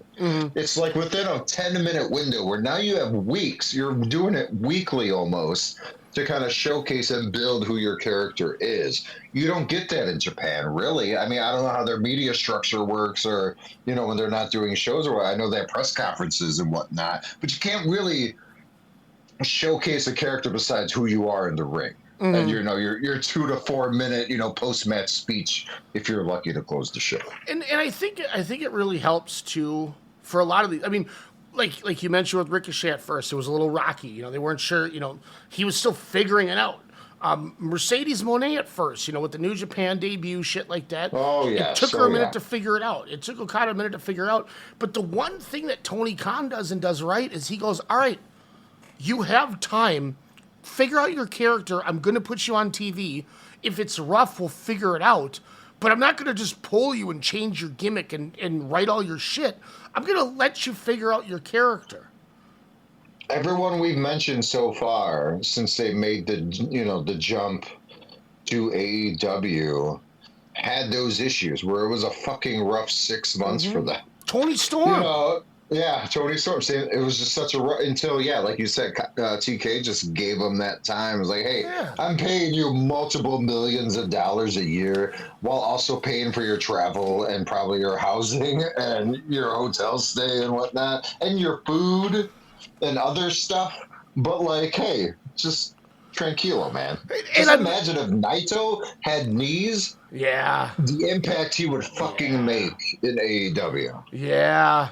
I mean, it's just it's refreshing because that these people, when they come over, are going to get a chance to do their thing and do it the right way. It's not, they're not going to just, the shit doesn't work. I mean, look how many chances Anthony Bowens and Scorpio Sky have had to try to redo Daniel Garcia. We're going to figure this out. Great example. Great fucking example. And they figured it out with him. They got him in a spot that works, and they just do a good job of letting the talent be the talent. It's the thing I always bitched about with WWE. You're paying for this person to be part of your business, but then you change everything about them. So why did you sign them in the first place? They sign these people in AEW, and they okay, how do you want to portray yourself? Okay, well, you don't know. Okay, Ricochet, are you a heel? Are you a face? We don't know. Let's figure it out. And then when they figure it out, they're like, great, now we can expand. And it works. So I think he's the face to the MS community. and once again, this is the difference between bringing in independent wrestling talent who have had reps and signing track stars. 1,000%. And I want to talk, I want to throw this in there too. You mentioned, the Ospreay Omega promo in the back. Ospreay, John Moxley, tremendous match. Ospreay, the babyface, knocks him with the hidden blade to start the match, asks how much time he has left. Great, I'm going to kill this guy.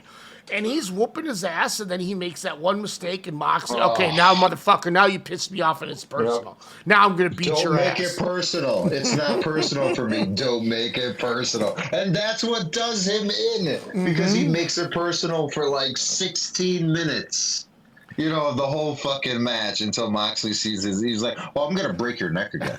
And I'm going to do it over and over. Moxley, again, figured it out. The first fucking 4 months of the Death Rider thing was like, what is this nonsense he's doing? The first promo, you're like, oh, okay, he's weird with it. He's cool. Then the second promo, you're like, okay. And then you find out he's getting his character insight from, a pro-Nazi character from, an old, I think it was Eric Bana movie or Russell Crowe movie or whatnot. And then you're like, huh.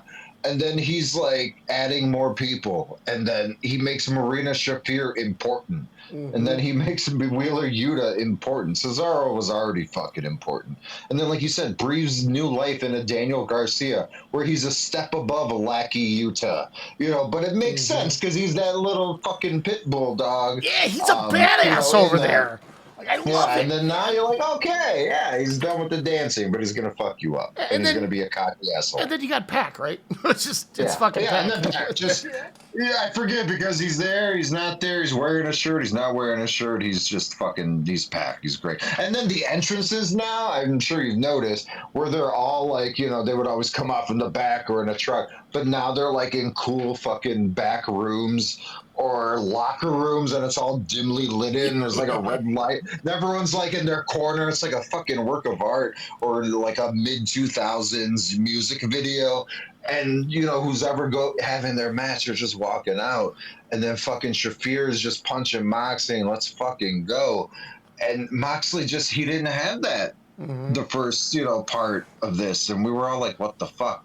And then it just clicked. And then, he just goes on a tear and you're like, oh, this is a champion that you want to see lose. Like everything, just like you said, the timing and letting it breathe and figuring it out just has helped so much. Where we know in the WWE, if you fucking fail, that's Buff Bagwell. If you fail in a 5-minute match, you're fucking done. And your legacy is wiped.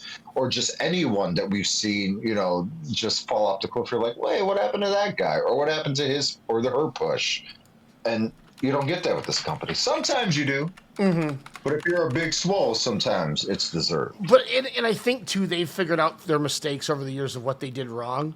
And they're not doing those. And once, like you said, they didn't go, well, Death Riders isn't working. Let's just scrap it and do something different. They went, okay, Mox, we're struggling a little bit. We got to figure out how to do it. What other ideas you got? Or what else can we add? Or have you tried doing this? Or see what happens if you try this. Or let's give you this guy. They organically try to make the things work the right way. And then when they figure it out, then they start pushing them. You know what I mean? Like, yes. Marina Shafir is doing the same thing that Josh Alexander did and that it doesn't concern me whatsoever. When she's in a singles match against somebody established, she doesn't win. She shouldn't win. She's still not a great wrestler. She's getting better, but she's going to take time to improve. And that's what they're doing. She, in the multi-man matches, she gets victories because there's other people. But, Alex Windsor, she beats her with she gives her almost like Shingo's move. Just gets the victory because as a singles, Shafir's not there yet. So they don't push her.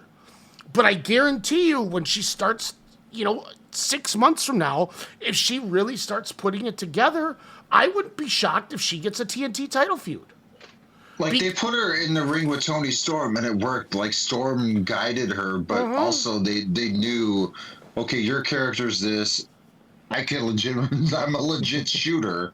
How can we make this, believable and still tell a story? And I thought they had a really good feud, until Tony Storm, had to make an exit for the rest of this year. But I mean, she's been improving, and it's just her facials. Mm-hmm. We don't know who this person. We don't know who that person was doing the "You Don't Know Me" sketch, because it's a whole fucking new ball game. Remember that fucking flower hat she was wearing too? Oh yeah. Like, and once again, it's, hey, we'll figure it out together. Let's just make it work. Yeah. They're hitting on all cylinders, and God. And then Kyle O'Reilly gets the win, which makes the most sense. I thought it was the only Canadian that won. Only Canadian that got a victory. A well-deserved victory, especially with the passing of his father. Condolences out to KOR, the health struggles he's had. But that cool fucking TGIF opening with the conglomeration.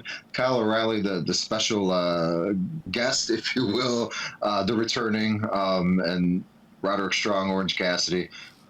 They had a fucking set, Ryan, an 80s TV living room set. And then Gabe Kidd is just taking a leak on it. Fucking Clark Connors is fucking Clark shit Connors out of the couch. fucked the hell out of that couch, man. Like it was a ship. He was like pulling his inner Rick James, but literally and figuratively doing it. It's a fun match. This was a match I grown. I was like, why do we need this? But the feel good at the end. The only loss of this pay-per-view was the loss of Gabe Kidd. Yeah. As we found out, he's out for quite a while. Tore his shoulder, but, I think. I mean, this is the guy cannot catch a fucking break. Look, Clark, whether it's New Japan or here, but Clark Connors looked at that. Before he came out, he told his woman, "This is what we're doing later," and then he smacked Tekla's ass and then destroyed a couch. Destroyed many couches. Awesome. Speaking of Tekla, though. That was my match of the fucking night. Real quick. Before we jump off of that, the thing that I liked about this was too, is even you had to figure out something for the TV or for the TNT or the TNT title. I said TNT, yes. I meant TBS for Shafir. TBS. Yeah. So the TNT title, they had to figure it out with Fletcher getting hurt. They go with Kevin Knight, as we said. Kevin Knight. Instead of just having him have two titles like they do with a lot of these guys, I understand you made the Dogs a transitional team to get them onto the baby faces to keep, because obviously I feel like the baby faces are they're just gonna not even 24 hours, I don't think. Oh yeah, I think you're right. I think that you're just gonna have Cassidy, Strong, and O'Reilly slot into the Jet Speed Mystical slot of whoever they were gonna feud with as a heel team, because it makes the most sense. But I don't hate the idea that you now have an image of those heels coming out as champions. So you made them look important for whether it was a day or not. They showed up in a pay-per-view as champions. And I thought another time David Finley's gonna hold gold in that company. Probably. Clark Connors deserves more. Give that guy a fucking TNT title. And then TBS, doesn't matter. Obviously, and then go ahead. You had Tekla and Hayter you were going to talk about. Minus the APA of it all with the Brawling Birds, Hayter and Alex Windsor. The bar? Beer. The bar, kind of right there in the backstage. I laugh, but I'm like, what the fuck? But she just downed that beer, like, let's fucking go. Tekla, I mean, is she the best women's wrestler that's in America? Yeah. Do I want to? Since she was with Stardom, even though she wasn't fired from Stardom, wait, she was fired from Stardom. Well, I love that they gave her that angle on her way out, too. And I love it, yeah. And it was such a cool angle. Are we going to get her and Saya? Oh, fuck me. At Forbidden Door? Oh, my Lanta. Holy shit. We go to San Jose. Oh, my God. That man. No, but Tekla and Hayter just, they were literally brawling birds. Like, they were beating the shit out of each other, going in and out of the ring. The suplexes, just Bray Wyatt moves, just... This was the Hayter we loved like 2-3 years ago, where again injury took her out of the title, picture in the hunt and as champion, I want to say, and and they just told a story of just fucking hatred. And this was Tekla's like starting feud, and it was just so off and on. Everyone was like, "Who the fuck is this Tekla? Why is she walking like that? What is this?" It was just an awkward start for her. It was a weird time for Hater, but then it all just clicked, and this was just such a fun match. Probably my favorite women's match, stateside, for sure of the year, I would say. And Tekla's probably my favorite wrestler to not only watch, but let her go on the fucking mic. Yeah, she rocks. Her promo that she cut the week of, before the show, the go home show, where she was like, I forgot what she said, but she was like, "You're gonna be a dead bitch or a dumb bitch dead or some shit like that." I'm like, oh my god, this is amazing. Like, she's Tekla awesome. is my goddess. But yeah, I can't wait to see her. 2022 Royal Rose winner in the Summit, by the way. Just want to Oh, nice. Just want to put over Tekla's been winning in this household for years. Yeah, I get the hype, man. No, she's finally she figured out her character. She figured out the Sisters of Sin. Hey, we got a few lackeys that will get beat up quickly. But I think this is the perfect heel for either a Toni Storm return, if you turn Monet face, kind of in a way, or you don't even need to do that. Just have her say, "Hey, I'm coming for your title." I'm not saying do it right away. Build her up a little. We got to build Monet back up, especially after losing all of her championships. I think she's got 1 or 2 left, and that's it. Oh, okay. I thought I read that she was completely done. I think she still has like a Malaysia one, and like. No, they had to return that. They couldn't make it work, apparently. And then the Malaysian owner was like, "No, we tried," and then that's all I heard. But Tekla's just doing some of the best work. I don't know who you build. It looks like we're getting her in a Windsor that already happened tonight on Collision, which I cannot wait to kind of see. I'm not even going to look at spoilers. That's how I'm excited to watch AEW television, especially Collision, because they have been on a fucking roll. As we stated last week or 2 weeks ago, we get to see Ospreay getting jumped by the Death Riders in the parking lot, and then a fucking SUV rolls in the lot, and you see these dudes in suits, admitting Hanare, fucking Callum Newman, and my boy AJPW's own Francesca Akira, and then Alex Windsor coming out to help her boy, just kind of brawl with the Death Riders, which led to a Canadian Chaos Collision match to main event their anarchy in the arena, if you will, which I thought they would have waited till Double or Nothing, but they put on a fucking show. Hanari and Cesaro signed me up forever. They've just been on a heater since the first of the year, and I just think it's just going to get bigger for All Elite Wrestling. I thought she still had the Body Slam title she won in Denmark. That's the one I thought she lost it to Alexis Falcon. That's the one I missed. It's a cool ass name. Yeah, ironically, on the Progress show I was watching earlier today, they were talking about how there's a tournament and the winner's trying to fight Alexis Falcon for the Progress women's title. I believe it was because she has the Rev Pro title, the Body Slam title that she got from Monet, Progress, TGW, whatever that is, NGW, whatever that is, and the DW title. So she has like 6 belts herself. Gross. And the OPW women's... No, never mind. She lost that. Okay, whatever. I don't even know what the fuck that is.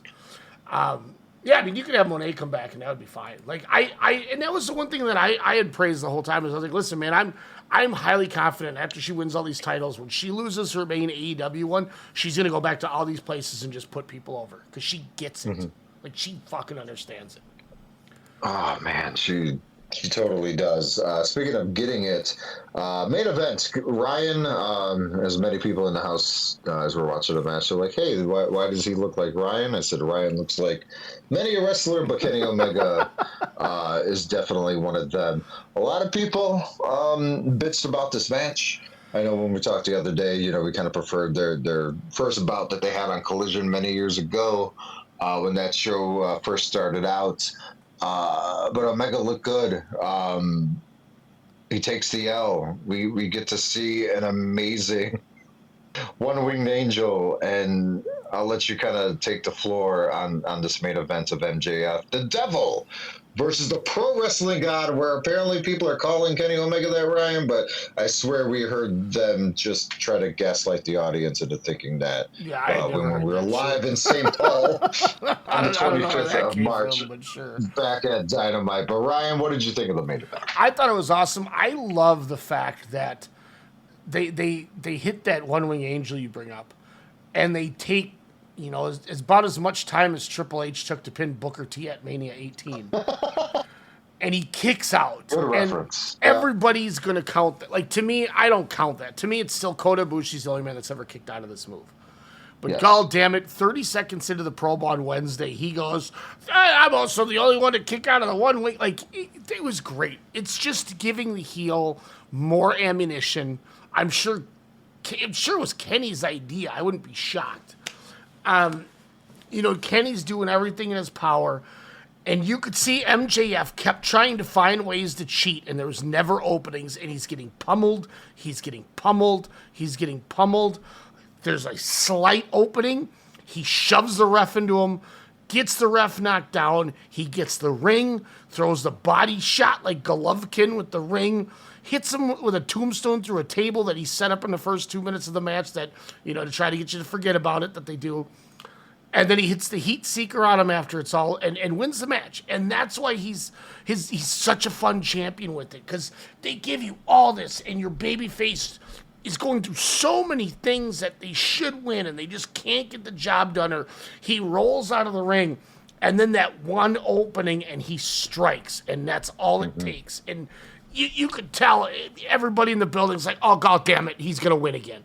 And that's what you want a heel champion to be. You know, it's the reason why last night worked so well, too, because you literally piggyback. I think what made this Dynamite so great to me, on top of everything we've talked about, is they literally piggybacked it from the pay-per-view. We got three or four backstage promos that they didn't show that were from the pay-per-view to continue to build things. As we talked about, the MJF promo at the beginning was literally just piggybacking off of two different matches from this pay-per-view. They get in there and they do all it. Darby's cuts one of the most passionate promos I've seen him ever cut. And he's a passion piece promo guy, not in a bad way. And MJF is just MJF, you know, he's doing everything he can to get out of it. He beat Kenny, he's sore, his back hurts. They give him the match, the main event happens, and the same thing. Hey, you never took the ring from me, Aubrey. He gives her the ring. She's, you know, you can hear, this was in your pants. And he now has an opening that he created because he's such a smart heel, and he kicks him right in the nuts. And I went, son of a bitch, he's going to win just like that. And as he stated, I'm going to beat his ass with a headlock takeover again, to which, contrary to what they said, he's beaten him 3 times that way. Full Gear in Minnesota, Double or Nothing the next year, and before AEW was even thought about being created, a dark-haired Darby Allin got low-blown and headlock taken over in Limitless Wrestling by an MJF move. And he lost there to 3-4 years before their first time they ever did it in AEW. So this was a thing that they've done in other promotions. So it's like, to me, it was even better when they added that. And then when he finishes that promo going, and I'm going to beat your ass with a headlock takeover, and he spikes the mic, I went, he better fucking win this title. And they take all the momentum with him beating Andrade. He getting his ass kicked by Andrade, but figuring out a way to win. The same way MJF always figures out ways to win. And then he goes and does the same thing and just low blows him right back. And then fucking smokes him with his finish 4 times. Scorpion Death Drop before that. And every time he's doing these, I'm going, this is, at some point, when is he going to catch him into a crucifix pin? Or when is he going to put his knees up? Or when is he going to roll out of the ring? Yeah. The crucifix pin I thought was going to happen right after the 4th one. I honestly thought it was going to happen. And he fucking picks him back up. And when he put him in the headlock, I literally went, oh my God, he's winning the title. I can't, they did the right thing. And then he wins. And it brings you full circle to now I'm so glad that we invested into that pay-per-view because the real payoff was Wednesday. It wasn't the pay-per-view. Correct. Because the whole thing was Darby Allin gets a title shot if he beats Andrade or whoever won that match. But it was like Darby Allin gets it. And then, before the main event at the pay-per-view at Dynasty, they cut to Darby Allin and he's spitting. He was like, Dynamite's in Everett. I'm from Everett. This is where I grew it. This is where I trained, and this is where I became the wrestler at Buddy Wayne's Academy. And, MJF, I challenge you this Wednesday. And again, more passion I've seen from him besides Wednesday, where I was like, holy shit, he just upped the ante from Sunday. But my only thing was like, hey, there's two things. Tony Khan, who was like, you can only declare a title match two weeks before it happens. So I thought that was interesting. And B, MJF always is off AEW TV the week after a pay-per-view, especially after a victory. And so they totally contradict these two things. In my mind, I'm like, Monday, I'm like, that doesn't make sense. You're supposed to give 2 weeks. The whole reason of that is because of MJF. And then I was like, wait, but why is he going to show up at TV if he normally never shows up at TV? Those calls aside, which are just shitty, that's just overthinking.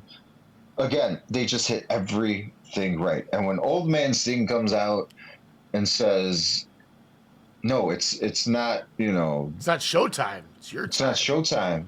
It's your time. Tears, Ryan.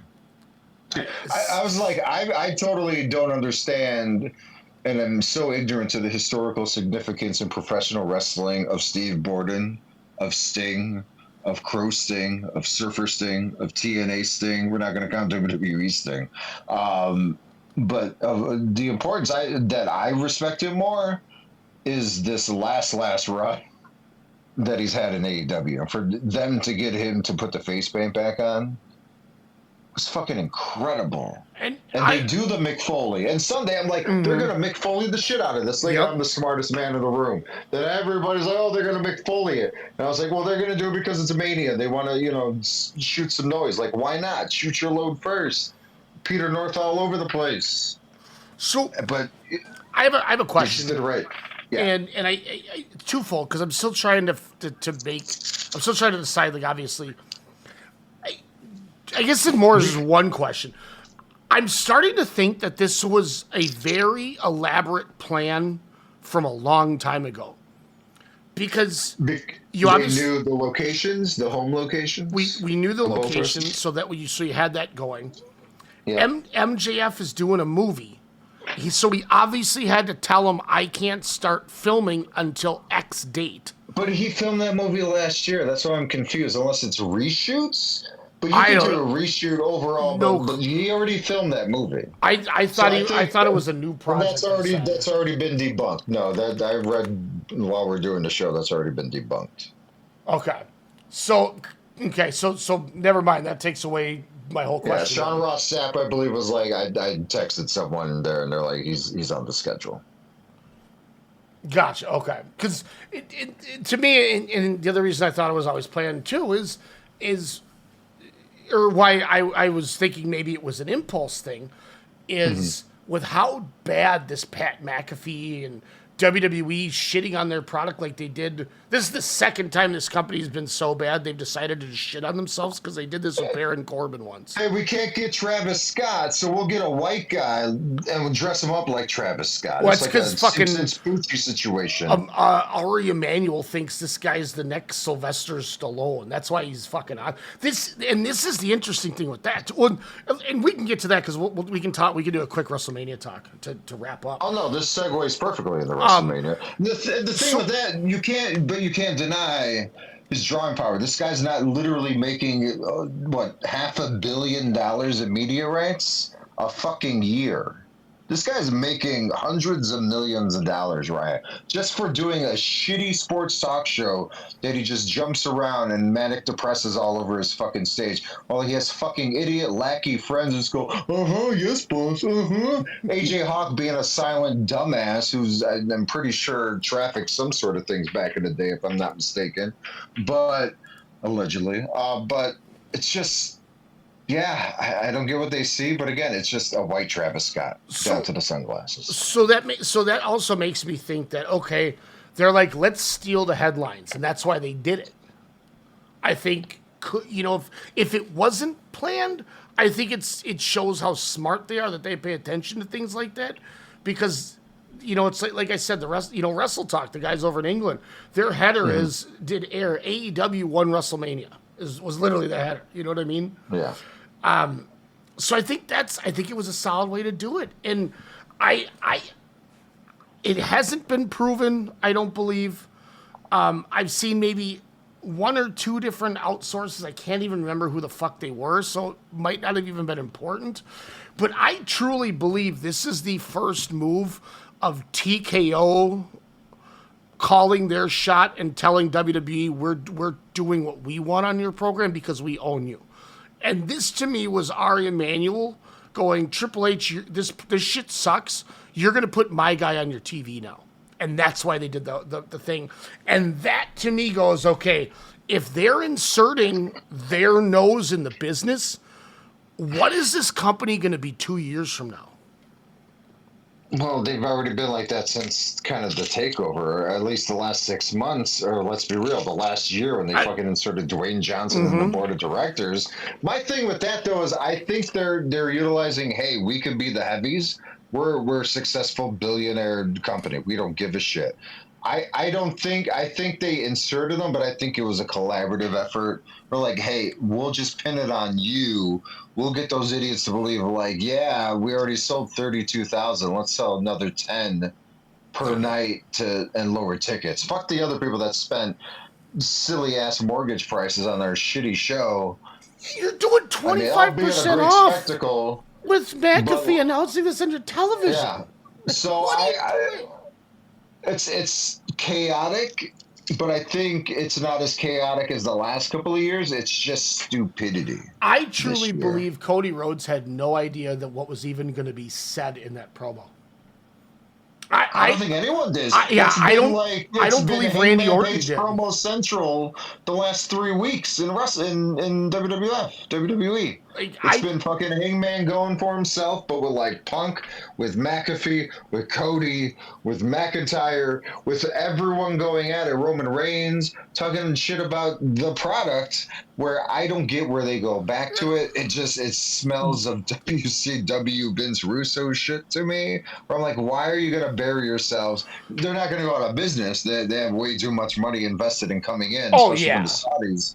So, I mean, that's not a worry. They're not going to go under like WCW, but it's like they're shitting on their product to then hopefully do anew. They have a rebirth with this weekend set of WrestleMania. You go back to the big thrilling surprises of your, Raw after Manias. I think they might be going into the right direction. This card again is just like, huh? You know why they're not? But on paper, it seems okay. You know why? You know why? To me, it's not working. Is you have CM Punk cutting a promo on somebody who's not even in the same match as him on the pay-per-view. Why is CM Punk feuding with Pat McAfee now? Well, but his was good. I mean, that was. We all needed to hear all that stuff. Yeah, whether it was good or bad, I don't give a shit about that. What I'm worried about is he's retorting to McAfee. He's saying, "Hey, he shouldn't care."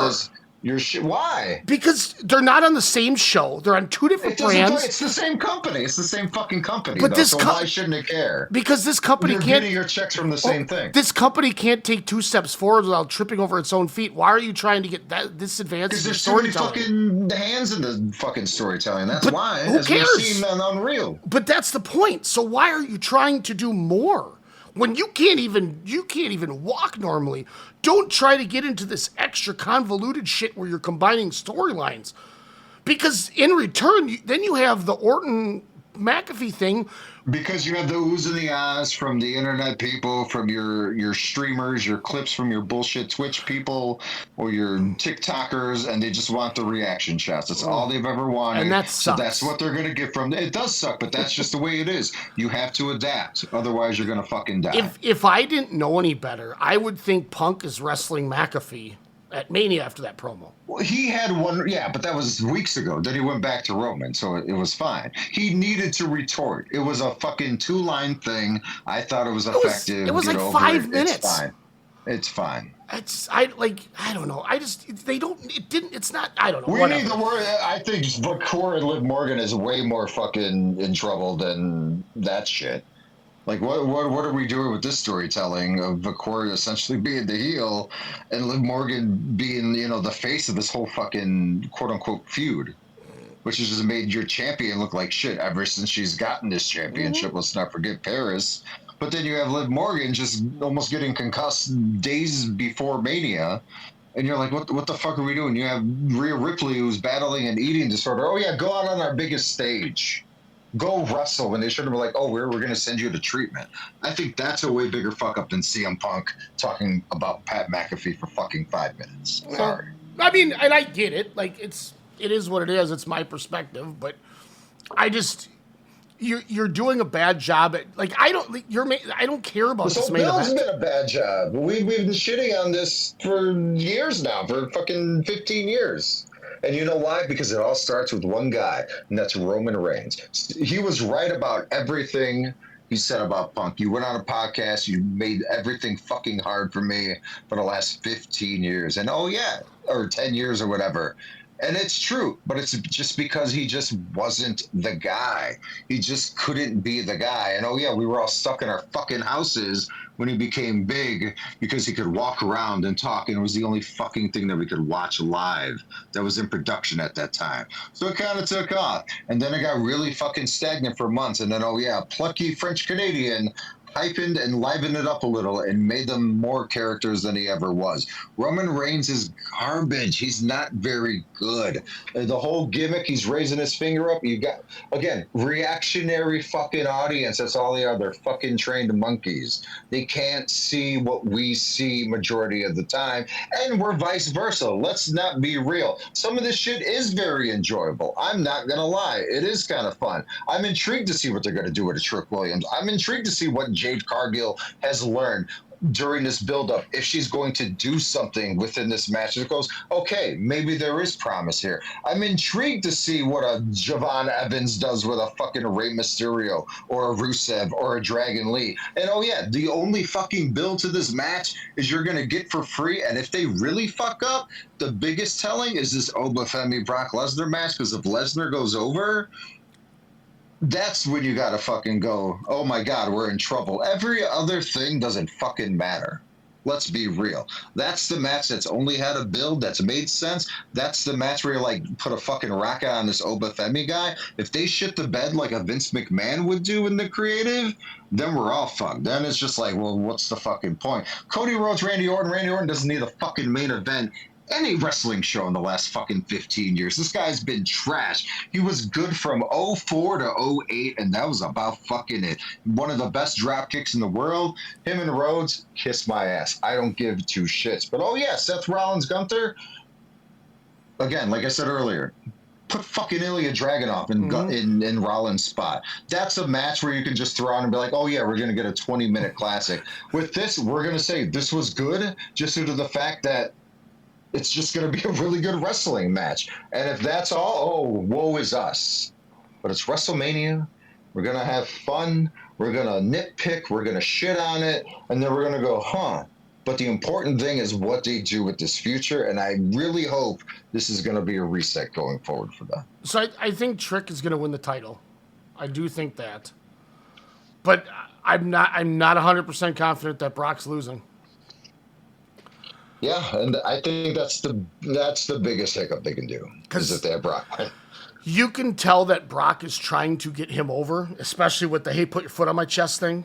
Yeah. Like, Brock gets it. He's there for the money. He doesn't care about winning or losing. We've known that about Brock. But that doesn't mean Triple H is going to have win, or Nick Khan isn't going to want him to win. Yeah, I can see it happening. And I think everyone needs to get ready for another 1.5-year title reign for Roman Reigns too. I think everyone needs to be ready for that, because he's totally beating Punk. Mm-hmm. Punk ain't winning this match. I mean, he might, but I don't think he's winning this match. I don't think there's a winner in that match, honestly. Meaning, whoever wins, it's just what does Punk do? Who's going to be a challenger for him? Unless it's the only way if Roman Reigns wins is if you do a fucking Darby Allin MJF thing and you have Oba Femi if he beats Lesnar, beat Reigns the next night on Raw. That's how you make something happen. But apparently Roman Reigns is a big asshole behind the scenes and no one likes him, so we'll see where that goes and what pull that he allegedly has. Or we know he has. I think he's winning, and I'm the more and more I think that the more, like, after thinking about it even more with our last conversation 2 minutes ago, I'm kind of thinking the reason Punk started talking about McAfee is he's going to feud with McAfee after this. Well, the thing is if Orton loses, which we don't think they will, because the rumor thing for the next pay-per-view, PLE, whatever the fuck you want to call it, is that tag match or whatever. It's going to be Orton McAfee versus Rhodes and Jelly Roll, even though the stipulation in this match is if Orton loses, McAfee will leave pro wrestling permanently. Well, so there's a So rumor they that gave away the finish. There's a rumor that Orton's injured. Ooh, okay. So oh my God, are we getting Rhodes McAfee? I hate this company. What if Steve Austin comes out, he's like, because he lives in Vegas, what if he just rolls in and he's like, Cody Rhodes, I will challenge you on the fucking 25th anniversary of 17. I want to know why the last 3 WrestleManias, Cody's just wrestled old men. Well, he's an old man himself. He's 40. I mean, but yeah, no, I agree. Yeah. Like Cena and Reigns. And Rock the year before in that tag. Like, obviously. The tag match. Yeah. Like, obviously, cool. that was 2 different things. But, like, at the same time, like, why can't Cody Rhodes feud with some up-and-comer? But who's that up-and-comer? Anybody. Like, if they didn't do him and Gunther at Saudi Arabia, I think that would have been a perfect Mania match. And for the title. And the other thing, and I think it's going to be a better match, so I shouldn't be mad about it, but I'm confused. Like, okay, you had to change course with Gunther because Ray was injured, so you went with the Rollins route because he didn't have an opponent. That was in a ladder match. Why is this injured motherfucker? Ladder match. Tell me why this injured motherfucker is going to wrestle in something that is going to injure him again. When I read his name in there, I was like, this is a joke, right? Like, that doesn't make any sense. Oh, my God. The Allies of Convenience was that tag name I was trying to think of, by the way. It just came to me. The Bliss and Charlotte. It's one of the worst fucking names I've ever heard of in my life. I mean, that's a fun name because of their history. I mean, I get it. So, I mean, but they're trying to, let's be real, AEW has some really crazy names for their tandems. Oh, their names suck. They have some stupid fucking names. So, I mean, at least they're kind of going along with the grain of their competition. My 10-year-old kid can say Babes of Wrath. My 10-year-old kid can't say Allies of Convenience. That's all. I mean, if there's a shirt, I want to buy it. That's pretty cool. God, it's fucking... I don't know, man. This Mania is going to... You remember we used to love those 2 women? Mm-hmm. Remember when we used to love Mania? We used to have parties for it and hang out, and it was must-see watch. Now I know. I mean, I'm going and hosting parties for it, but I mean... Saturday, I'm not even going to watch the first night until after I finish the indie shows, because there's something, I can't remember what it is, that is that day that I'm more thrilled to watch. Like, that was never the case. Now I'm just like, God. I'm just excited for Saturday because I'm going to watch it somewhere with free smoke and free steaks. Hell yeah. Enjoy your time in the kitchen. Otherwise, we're going to shit on it and laugh. But again, like we always say, we don't want it to suck, but like it's hard to defend. But I think they're trying, but there's just too many fucking people trying to work creative. Listen, just let Triple H do it. Like, we don't need the 9 guys we've seen on Unreal. Like, just Fatu and McIntyre can be really good, but like we've seen it. I don't care about the tag match. Yeah, I don't give a shit about the Usos, but them and LA Knight, I swear they were just feuding. They were. They were. Damn it, they were. Like, I was just like weren't the Usos heel like 2-3 weeks ago against Punk, and then all of a sudden they had heel music? It's like, no, we're gonna make you yeet because it's a Mania and you're on ESPN The Ocho, not even Uno, the dose. But I show speed. I'm intrigued by that. Apparently, he can do some moves in the ring. I don't know. AJ Lee, Becky Lynch. I don't give a shit. Oh my god. Just because I literally seen it. I don't know what else they can do. AJ Lee stinks too. Yeah, she's not very good. She's not even good at a promo anymore. There was I watched. So I turned on one of the shows because I wanted to see the there was something I wanted to see. I can't remember what it was. Was it John Tenta? That would have been tight. But they had like some sit down interview, and AJ Lee gets so confused in the middle of a taped promo that she just starts saying her catchphrases and then leaves. And I was like, okay, that was an effective promo. Like I remember when people used to talk about how good she was on the promo. She was good on the promo. She is good on a promo. I mean, I don't watch this shit, but it's probably because the AJ Lee of it all. Like she was like, Becky, I know you thought I wasn't supposed to be here, but I'm here now, and I know that I'm your favorite wrestler's favorite wrestler. And I was like, oh, she didn't know what to do. She's just saying shit now at this point. She's just kind of promo. There's really not a match on night one where I'm like, oh my god, like I'm so happy I'm not getting this ESPN subscription for this Mania. But yeah, like this literally is a fucking backlash to Roadblock Hell Chamber card. Like this doesn't make any sense. Like this seems like a 1995 wrestling card, not even a WrestleMania, a wrestling card. Cody Rhodes, I don't know. Like I know he's been wanting this match, but Orton doesn't need to be in a fucking Mania. You know what this reminds me of with Orton? Where's Io? Where the fuck is Io and Asuka? We were told that was gonna happen. Io got squashed by Jade Cargill on SmackDown, I think. Oh my god.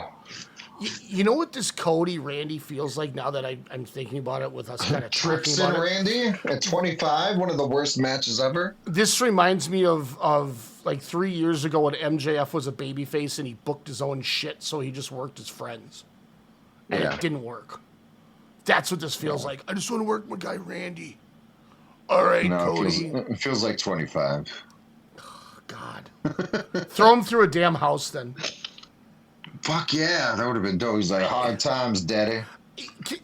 Is it crazy that I think the only successful angle that Triple H has had is the one he inherited from Vince, being the bloodline? Bloodline, yeah. I don't know, this Femi Lesnar. Hopefully. Cool. Hopefully. Yeah. It depends on the... Yeah, I'm looking at this card, dude. Like 8 years ago, 4 years ago, 2 years ago, when I see CM Punk Roman Reigns, I'm like, that's WrestleMania. That's what it's all about. And the first week promo was good. You know, Roman Reigns almost suffered succotash, you know, in the middle of it, but then he picked it up at the end. Then they're talking about him being old, which I was like, oh, he's suffering succotash in this shit. And they're talking about, oh, you got dead dads. And I'm like, oh, Lord. And it's like, no, I want to be you because you had a dad. Oh, this is weird. It's like, oh, I'm going to expose you because you take Saudi money and all your checks and you're a millionaire. It's like, what happened to be like, I hate you. I brought you in. Fuck you. Again, that first week's promo should have been the go home promo. Like when we saw that first week, I was like, okay, this is gonna be interesting. Then I had the realization, oh fuck, we have 7 weeks left, and they literally shit the bed. And their go home promo was praising each other. Which yeah, is and totally I didn't even different. watch it because it looked so stupid. Yeah. Yeah, I didn't. I'm with you. I don't know what to think now. Like, I'm looking at this card and I'm like, this just doesn't seem like a WrestleMania. I'll be 100% honest with you. If I cared about these people, I think there's a lot of shit I would like on the show. And they're stars. Like, we're getting Finn Balor in a co-main event against Dominic Mysterio. Talk about heel of the fucking decade. Or character, or most improved. Like, Dom, you got to give him his fucking due. Like, this guy has just figured it out as a sports entertainer. Like, this could be cool, but what's missing? Oh, yeah, a championship. We didn't need a 6-man Intercontinental Championship ladder match. We all fucking fantasy booked this, 3 months ago at the Rumble? Oh, we're going to get Dom Balor for the IC title at WrestleMania. And then they take away the title and it's like, oh, who gives a shit? Like, I don't give a shit. Then he spoiled the demon. I don't even give 2 shits now. Yeah, it would have been just cooler if he would have came out of a coffin like he did against Kota Ibushi at the Dome. Yeah, I was about to say, if he did a fucking Venom gimmick, coming out like that shit again. You know, fucking... Under the same umbrella, ESPN and Disney and Marvel. I mean, they can make all that shit work. Zane Trick Williams, I don't give a shit. This should have been Carmelo Hayes and Trick Williams. We know the story. I don't know, man. I agree. Cargill and Ripley on paper works, but with Ripley saying, "Oh, I've been battling an active eating disorder," like the muscle mass loss. I mean, it was a little weird. I'm like, "Oh, she's getting more tone," and then she's like, "Oh yeah, I have an eating disorder." Why are you still wrestling? Go get help. Does that mean she's gonna lose now to then go? Like, there's so many factors into play, and oh yeah, we're gonna get a guy who's fucking adamantium essentially, but still a broken down 52-year-old. We're gonna have you getting thrown on, off, through a fucking Mania ladder. Like, it just doesn't make sense. I think the intrigue of Cargill and Ripley that I had was, I was like, ooh, this could turn into Charlotte Stratton and be a shoot. I'm there for that. And now that's gone away. Like, that whole hype is left. I'm like, damn it. Yeah. Instead, you try to make you take away the real life element that was supposedly there, and you put it with Pat McAfee instead. Like, fuck out of here.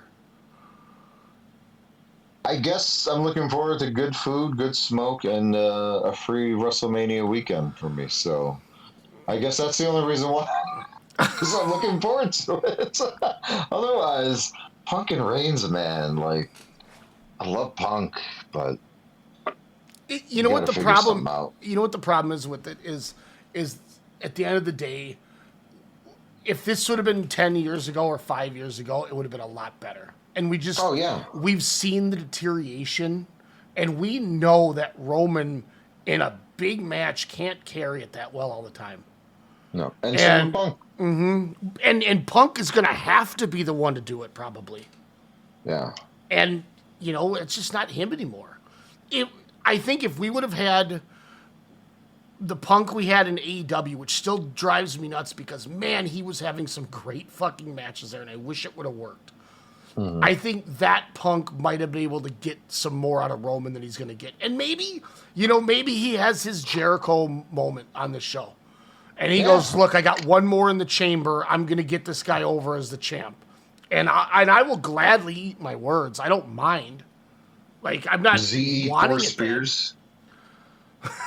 Well, the over-under is 3.5. It makes sense. It's betting. I bet online it's 3.5. So they think it's going to be more than 3 potentially. So before we head out here on this confusingly downtrodden of a end of a WrestleMania card, are we going to get something like WrestleMania 40?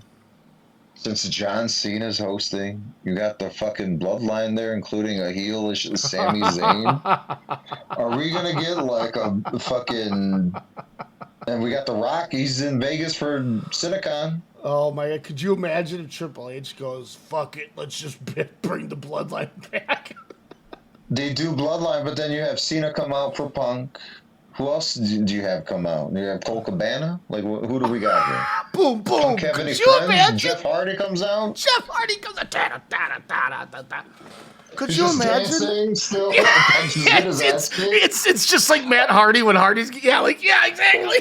And then Jeff Hardy's like, I'm bloodline now, bitch. She's like, yeah. I mean, does the Good Brothers come out? They'll take any payday. Yeah. No, they're not welcomed anywhere except the Berwyn Eagles Ballroom.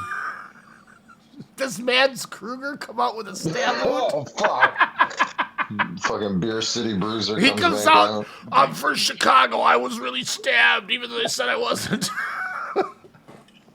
God, CM Punk should cut a promo on that guy. Yeah. Yeah, you close a fucking wrestling institution for the Chicagoland area for decades. You piece of shit. Because you're an asshole.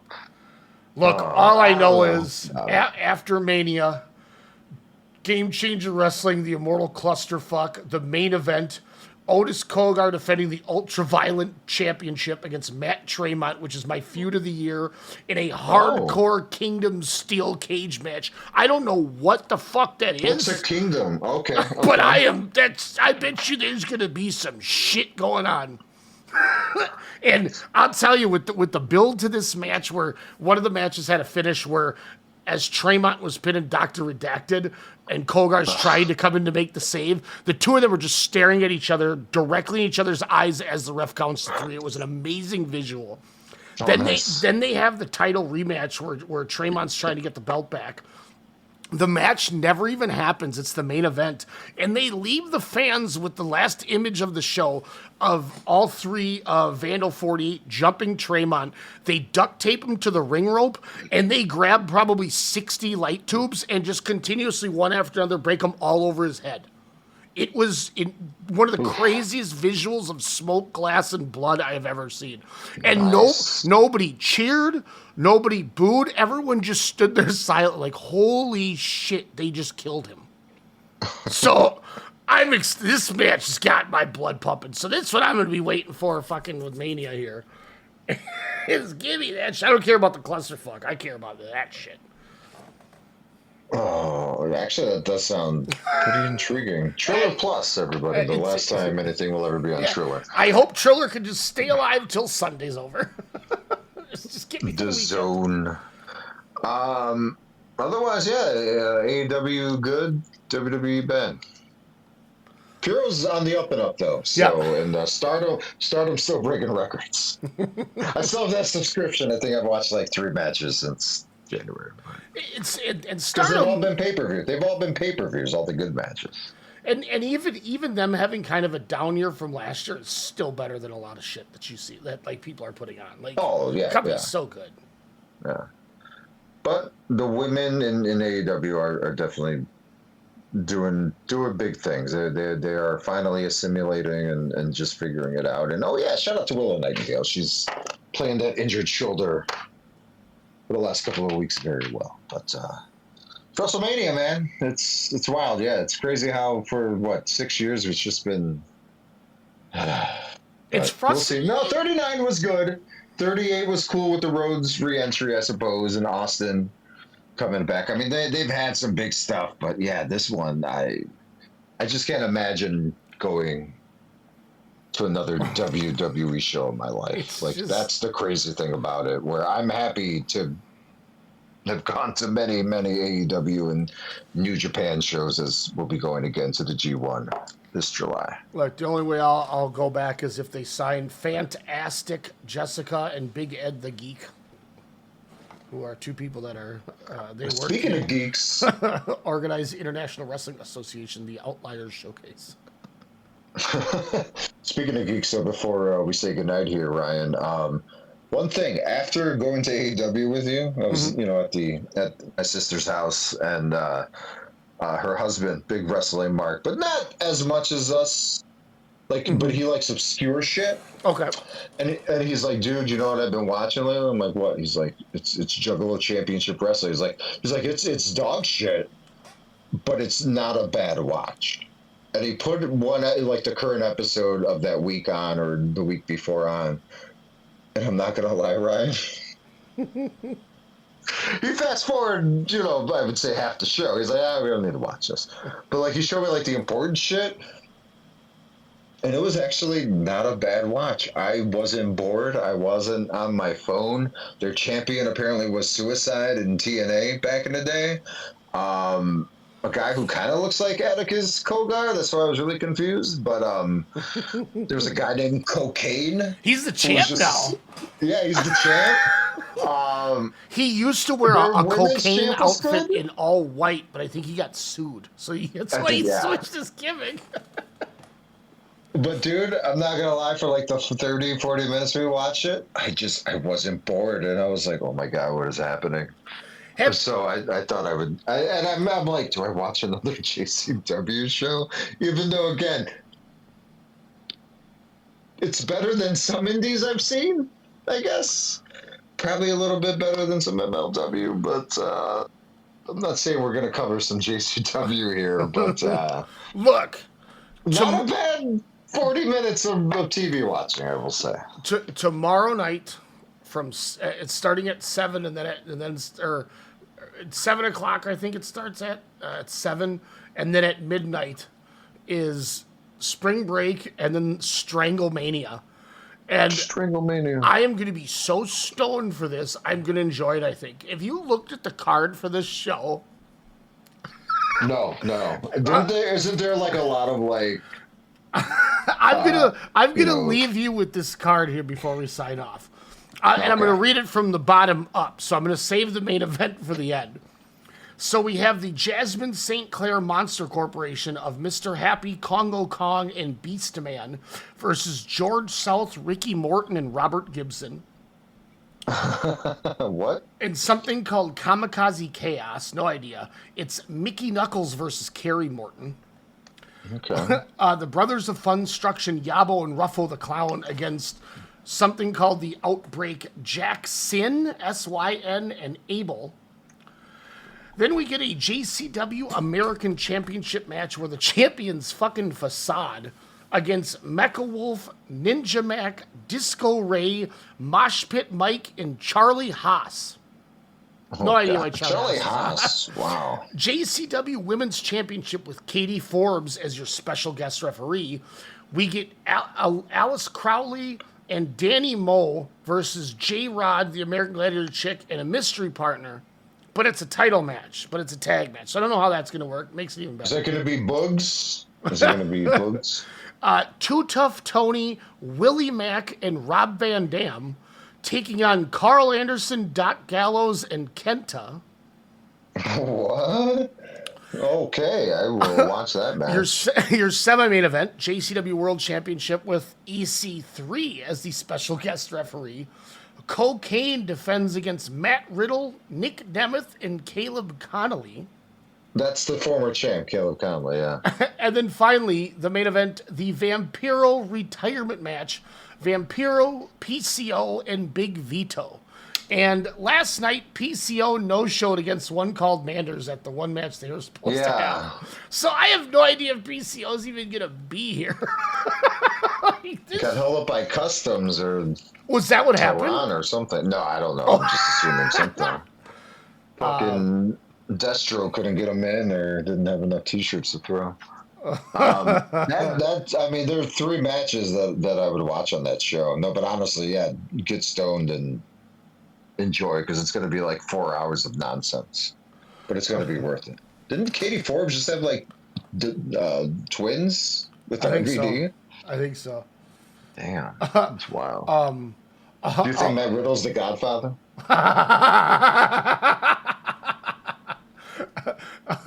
Gimmick infringements. I want to see Knockout Bros versus RVD and Matt Riddle in a Let's Get High match. That'd be tight as shit. When we did some draft, Kyle had Togi Makabe, RVD, and Yuto Ice, and he had like That's it was awesome. like a thumbs and fingers match or something where it was like Makabe and Yuto Ice because they both give the middle fingers, and then it was like Rob Van Dam. Yeah, so Nice. random. Well done, Kyle. Well done. I'm also by the way, I never realized the parallels of Makabe and besides wrestling, Makabe and Ice. that's funny as shit with the hair. They do kind of look alike, even like the mannerisms, the head turns and whatnot. the pudgier body. Yeah. That's so funny. Hell yeah! Mind you, I'm watching Dr. Redacted fighting in front of the Denny's on Fremont Street, bleeding all over the place. Jesus Christ. It's not going to be good for business. And finally, non-spoiler, but during the opening of the Demand versus Jet Speed Michael Oku match, there was a very, very loud "fuck TNA" chant going on. Nice. And that was at the Hitchcock show, right? Yep. Yes, sir. That was the makeup. Oh, yeah, we didn't even talk about the shittiness of TNA and Carlos. The tail behind his legs, Carlos Silva, saying partnership issues by pulling a dream match that his star, his big signee with his, since he took over TNA, of signing Leon Slater. And he was like, what's your dream match? Ricochet. Okay, let's make it happen for a good cause. And they're like, you know what? No. The week before last week it happened? Pulling TNA talent versus AEW talent? Not a good look. It'll be interesting what it does with future people going over there and whatnot, and the pressure. Talk about, I think that's more pressure from TKO or Nick Khan than TKO is on Paul Levesque over there. But there's only no time will tell. way. There is no way that TNA isn't being told that by WWE. I don't think. Oh yeah. If you don't believe that, you're a fucking moron. Yeah. But speaking of that, Ryan, it's been a hell of a talk. You'll be doing you'll be doing a draft here pretty soon, but also you'll be doing your WrestleMania weekend recap Saturday morning. Oh, tight. If I remember. Let's go. It works for me. You and Kid Tablet. Just show Tablet like 3 matches. Show him a cocaine match. I'm going to show him what might be literally The worst. Oh, my Lord. And for anybody who hasn't seen this, where the fuck is it? Poder Mania, the first show at 5 o'clock yesterday with these shows. The opening match, Leva Bates and Sue Young versus Maserati and Jocelyn Navarro. I wrote rating one of the worst matches I have ever seen. It is fucking horrendous. Can't wait for that. Get ready for that, people. Well, I will be getting ready for bed. You will be getting ready for more wrestling since you're off of work. The Despy show starts right now. Fuck yeah. So it's been a fun time. You might catch me on a draft here coming up pretty soon on the WrestleCast radio podcast feed. Check out the previous Wrestle draft that was done a few days ago with Dusty Classic tag teams. I partook in one a couple weeks ago about NXT takeovers. And it was a lot of fucking fun. Yeah, so hopefully we'll be doing WrestleMania cards. Hopefully we'll get a few people on there. But ProWrestlingTees.com, just search WrestleCast, C-A-S-T radio. Don't forget to check us out on redcircle.com/WrestleCast radio. Subscribe, follow, review us. Please give us 5 stars over wherever you get your podcasts. If you know a wrestling fan, show us some love. We know what the fuck we're talking about. And shout out to the randomness that the U.S. is now the number 3rd most listened to country, as it's been passed by 2 other countries. Which ones? So the U.S. had, in the last month, had 83 downloads at 13% of our business. 120. Don't say that around. Iran at 128 downloads, 21% is number 2. And You're kidding. Swear to God, at 362 then above it is the United Kingdom at 59% of our downloads. Yeah. Hey, let's build up our UK. I want to go to England so bad. I want to go to Ireland, the EU, all that good stuff. I'll take the channel. I was very surprised. Germany at 4, Sweden 5, Netherlands 6, Ghana at 7, Ukraine at 8, India at 9, and South Africa at 10. We'll all happily come to your countries when gas and fuel is not as expensive. But if that can get gas cheaper, we love you, number 2. Kidding. Yeah, well, this is a lot of fun. We will see you guys later. We'll be reviewing WrestleMania or probably Champions Carnival. All Japan looks like it's back. So say goodnight, Ryan. Good night, Ryan.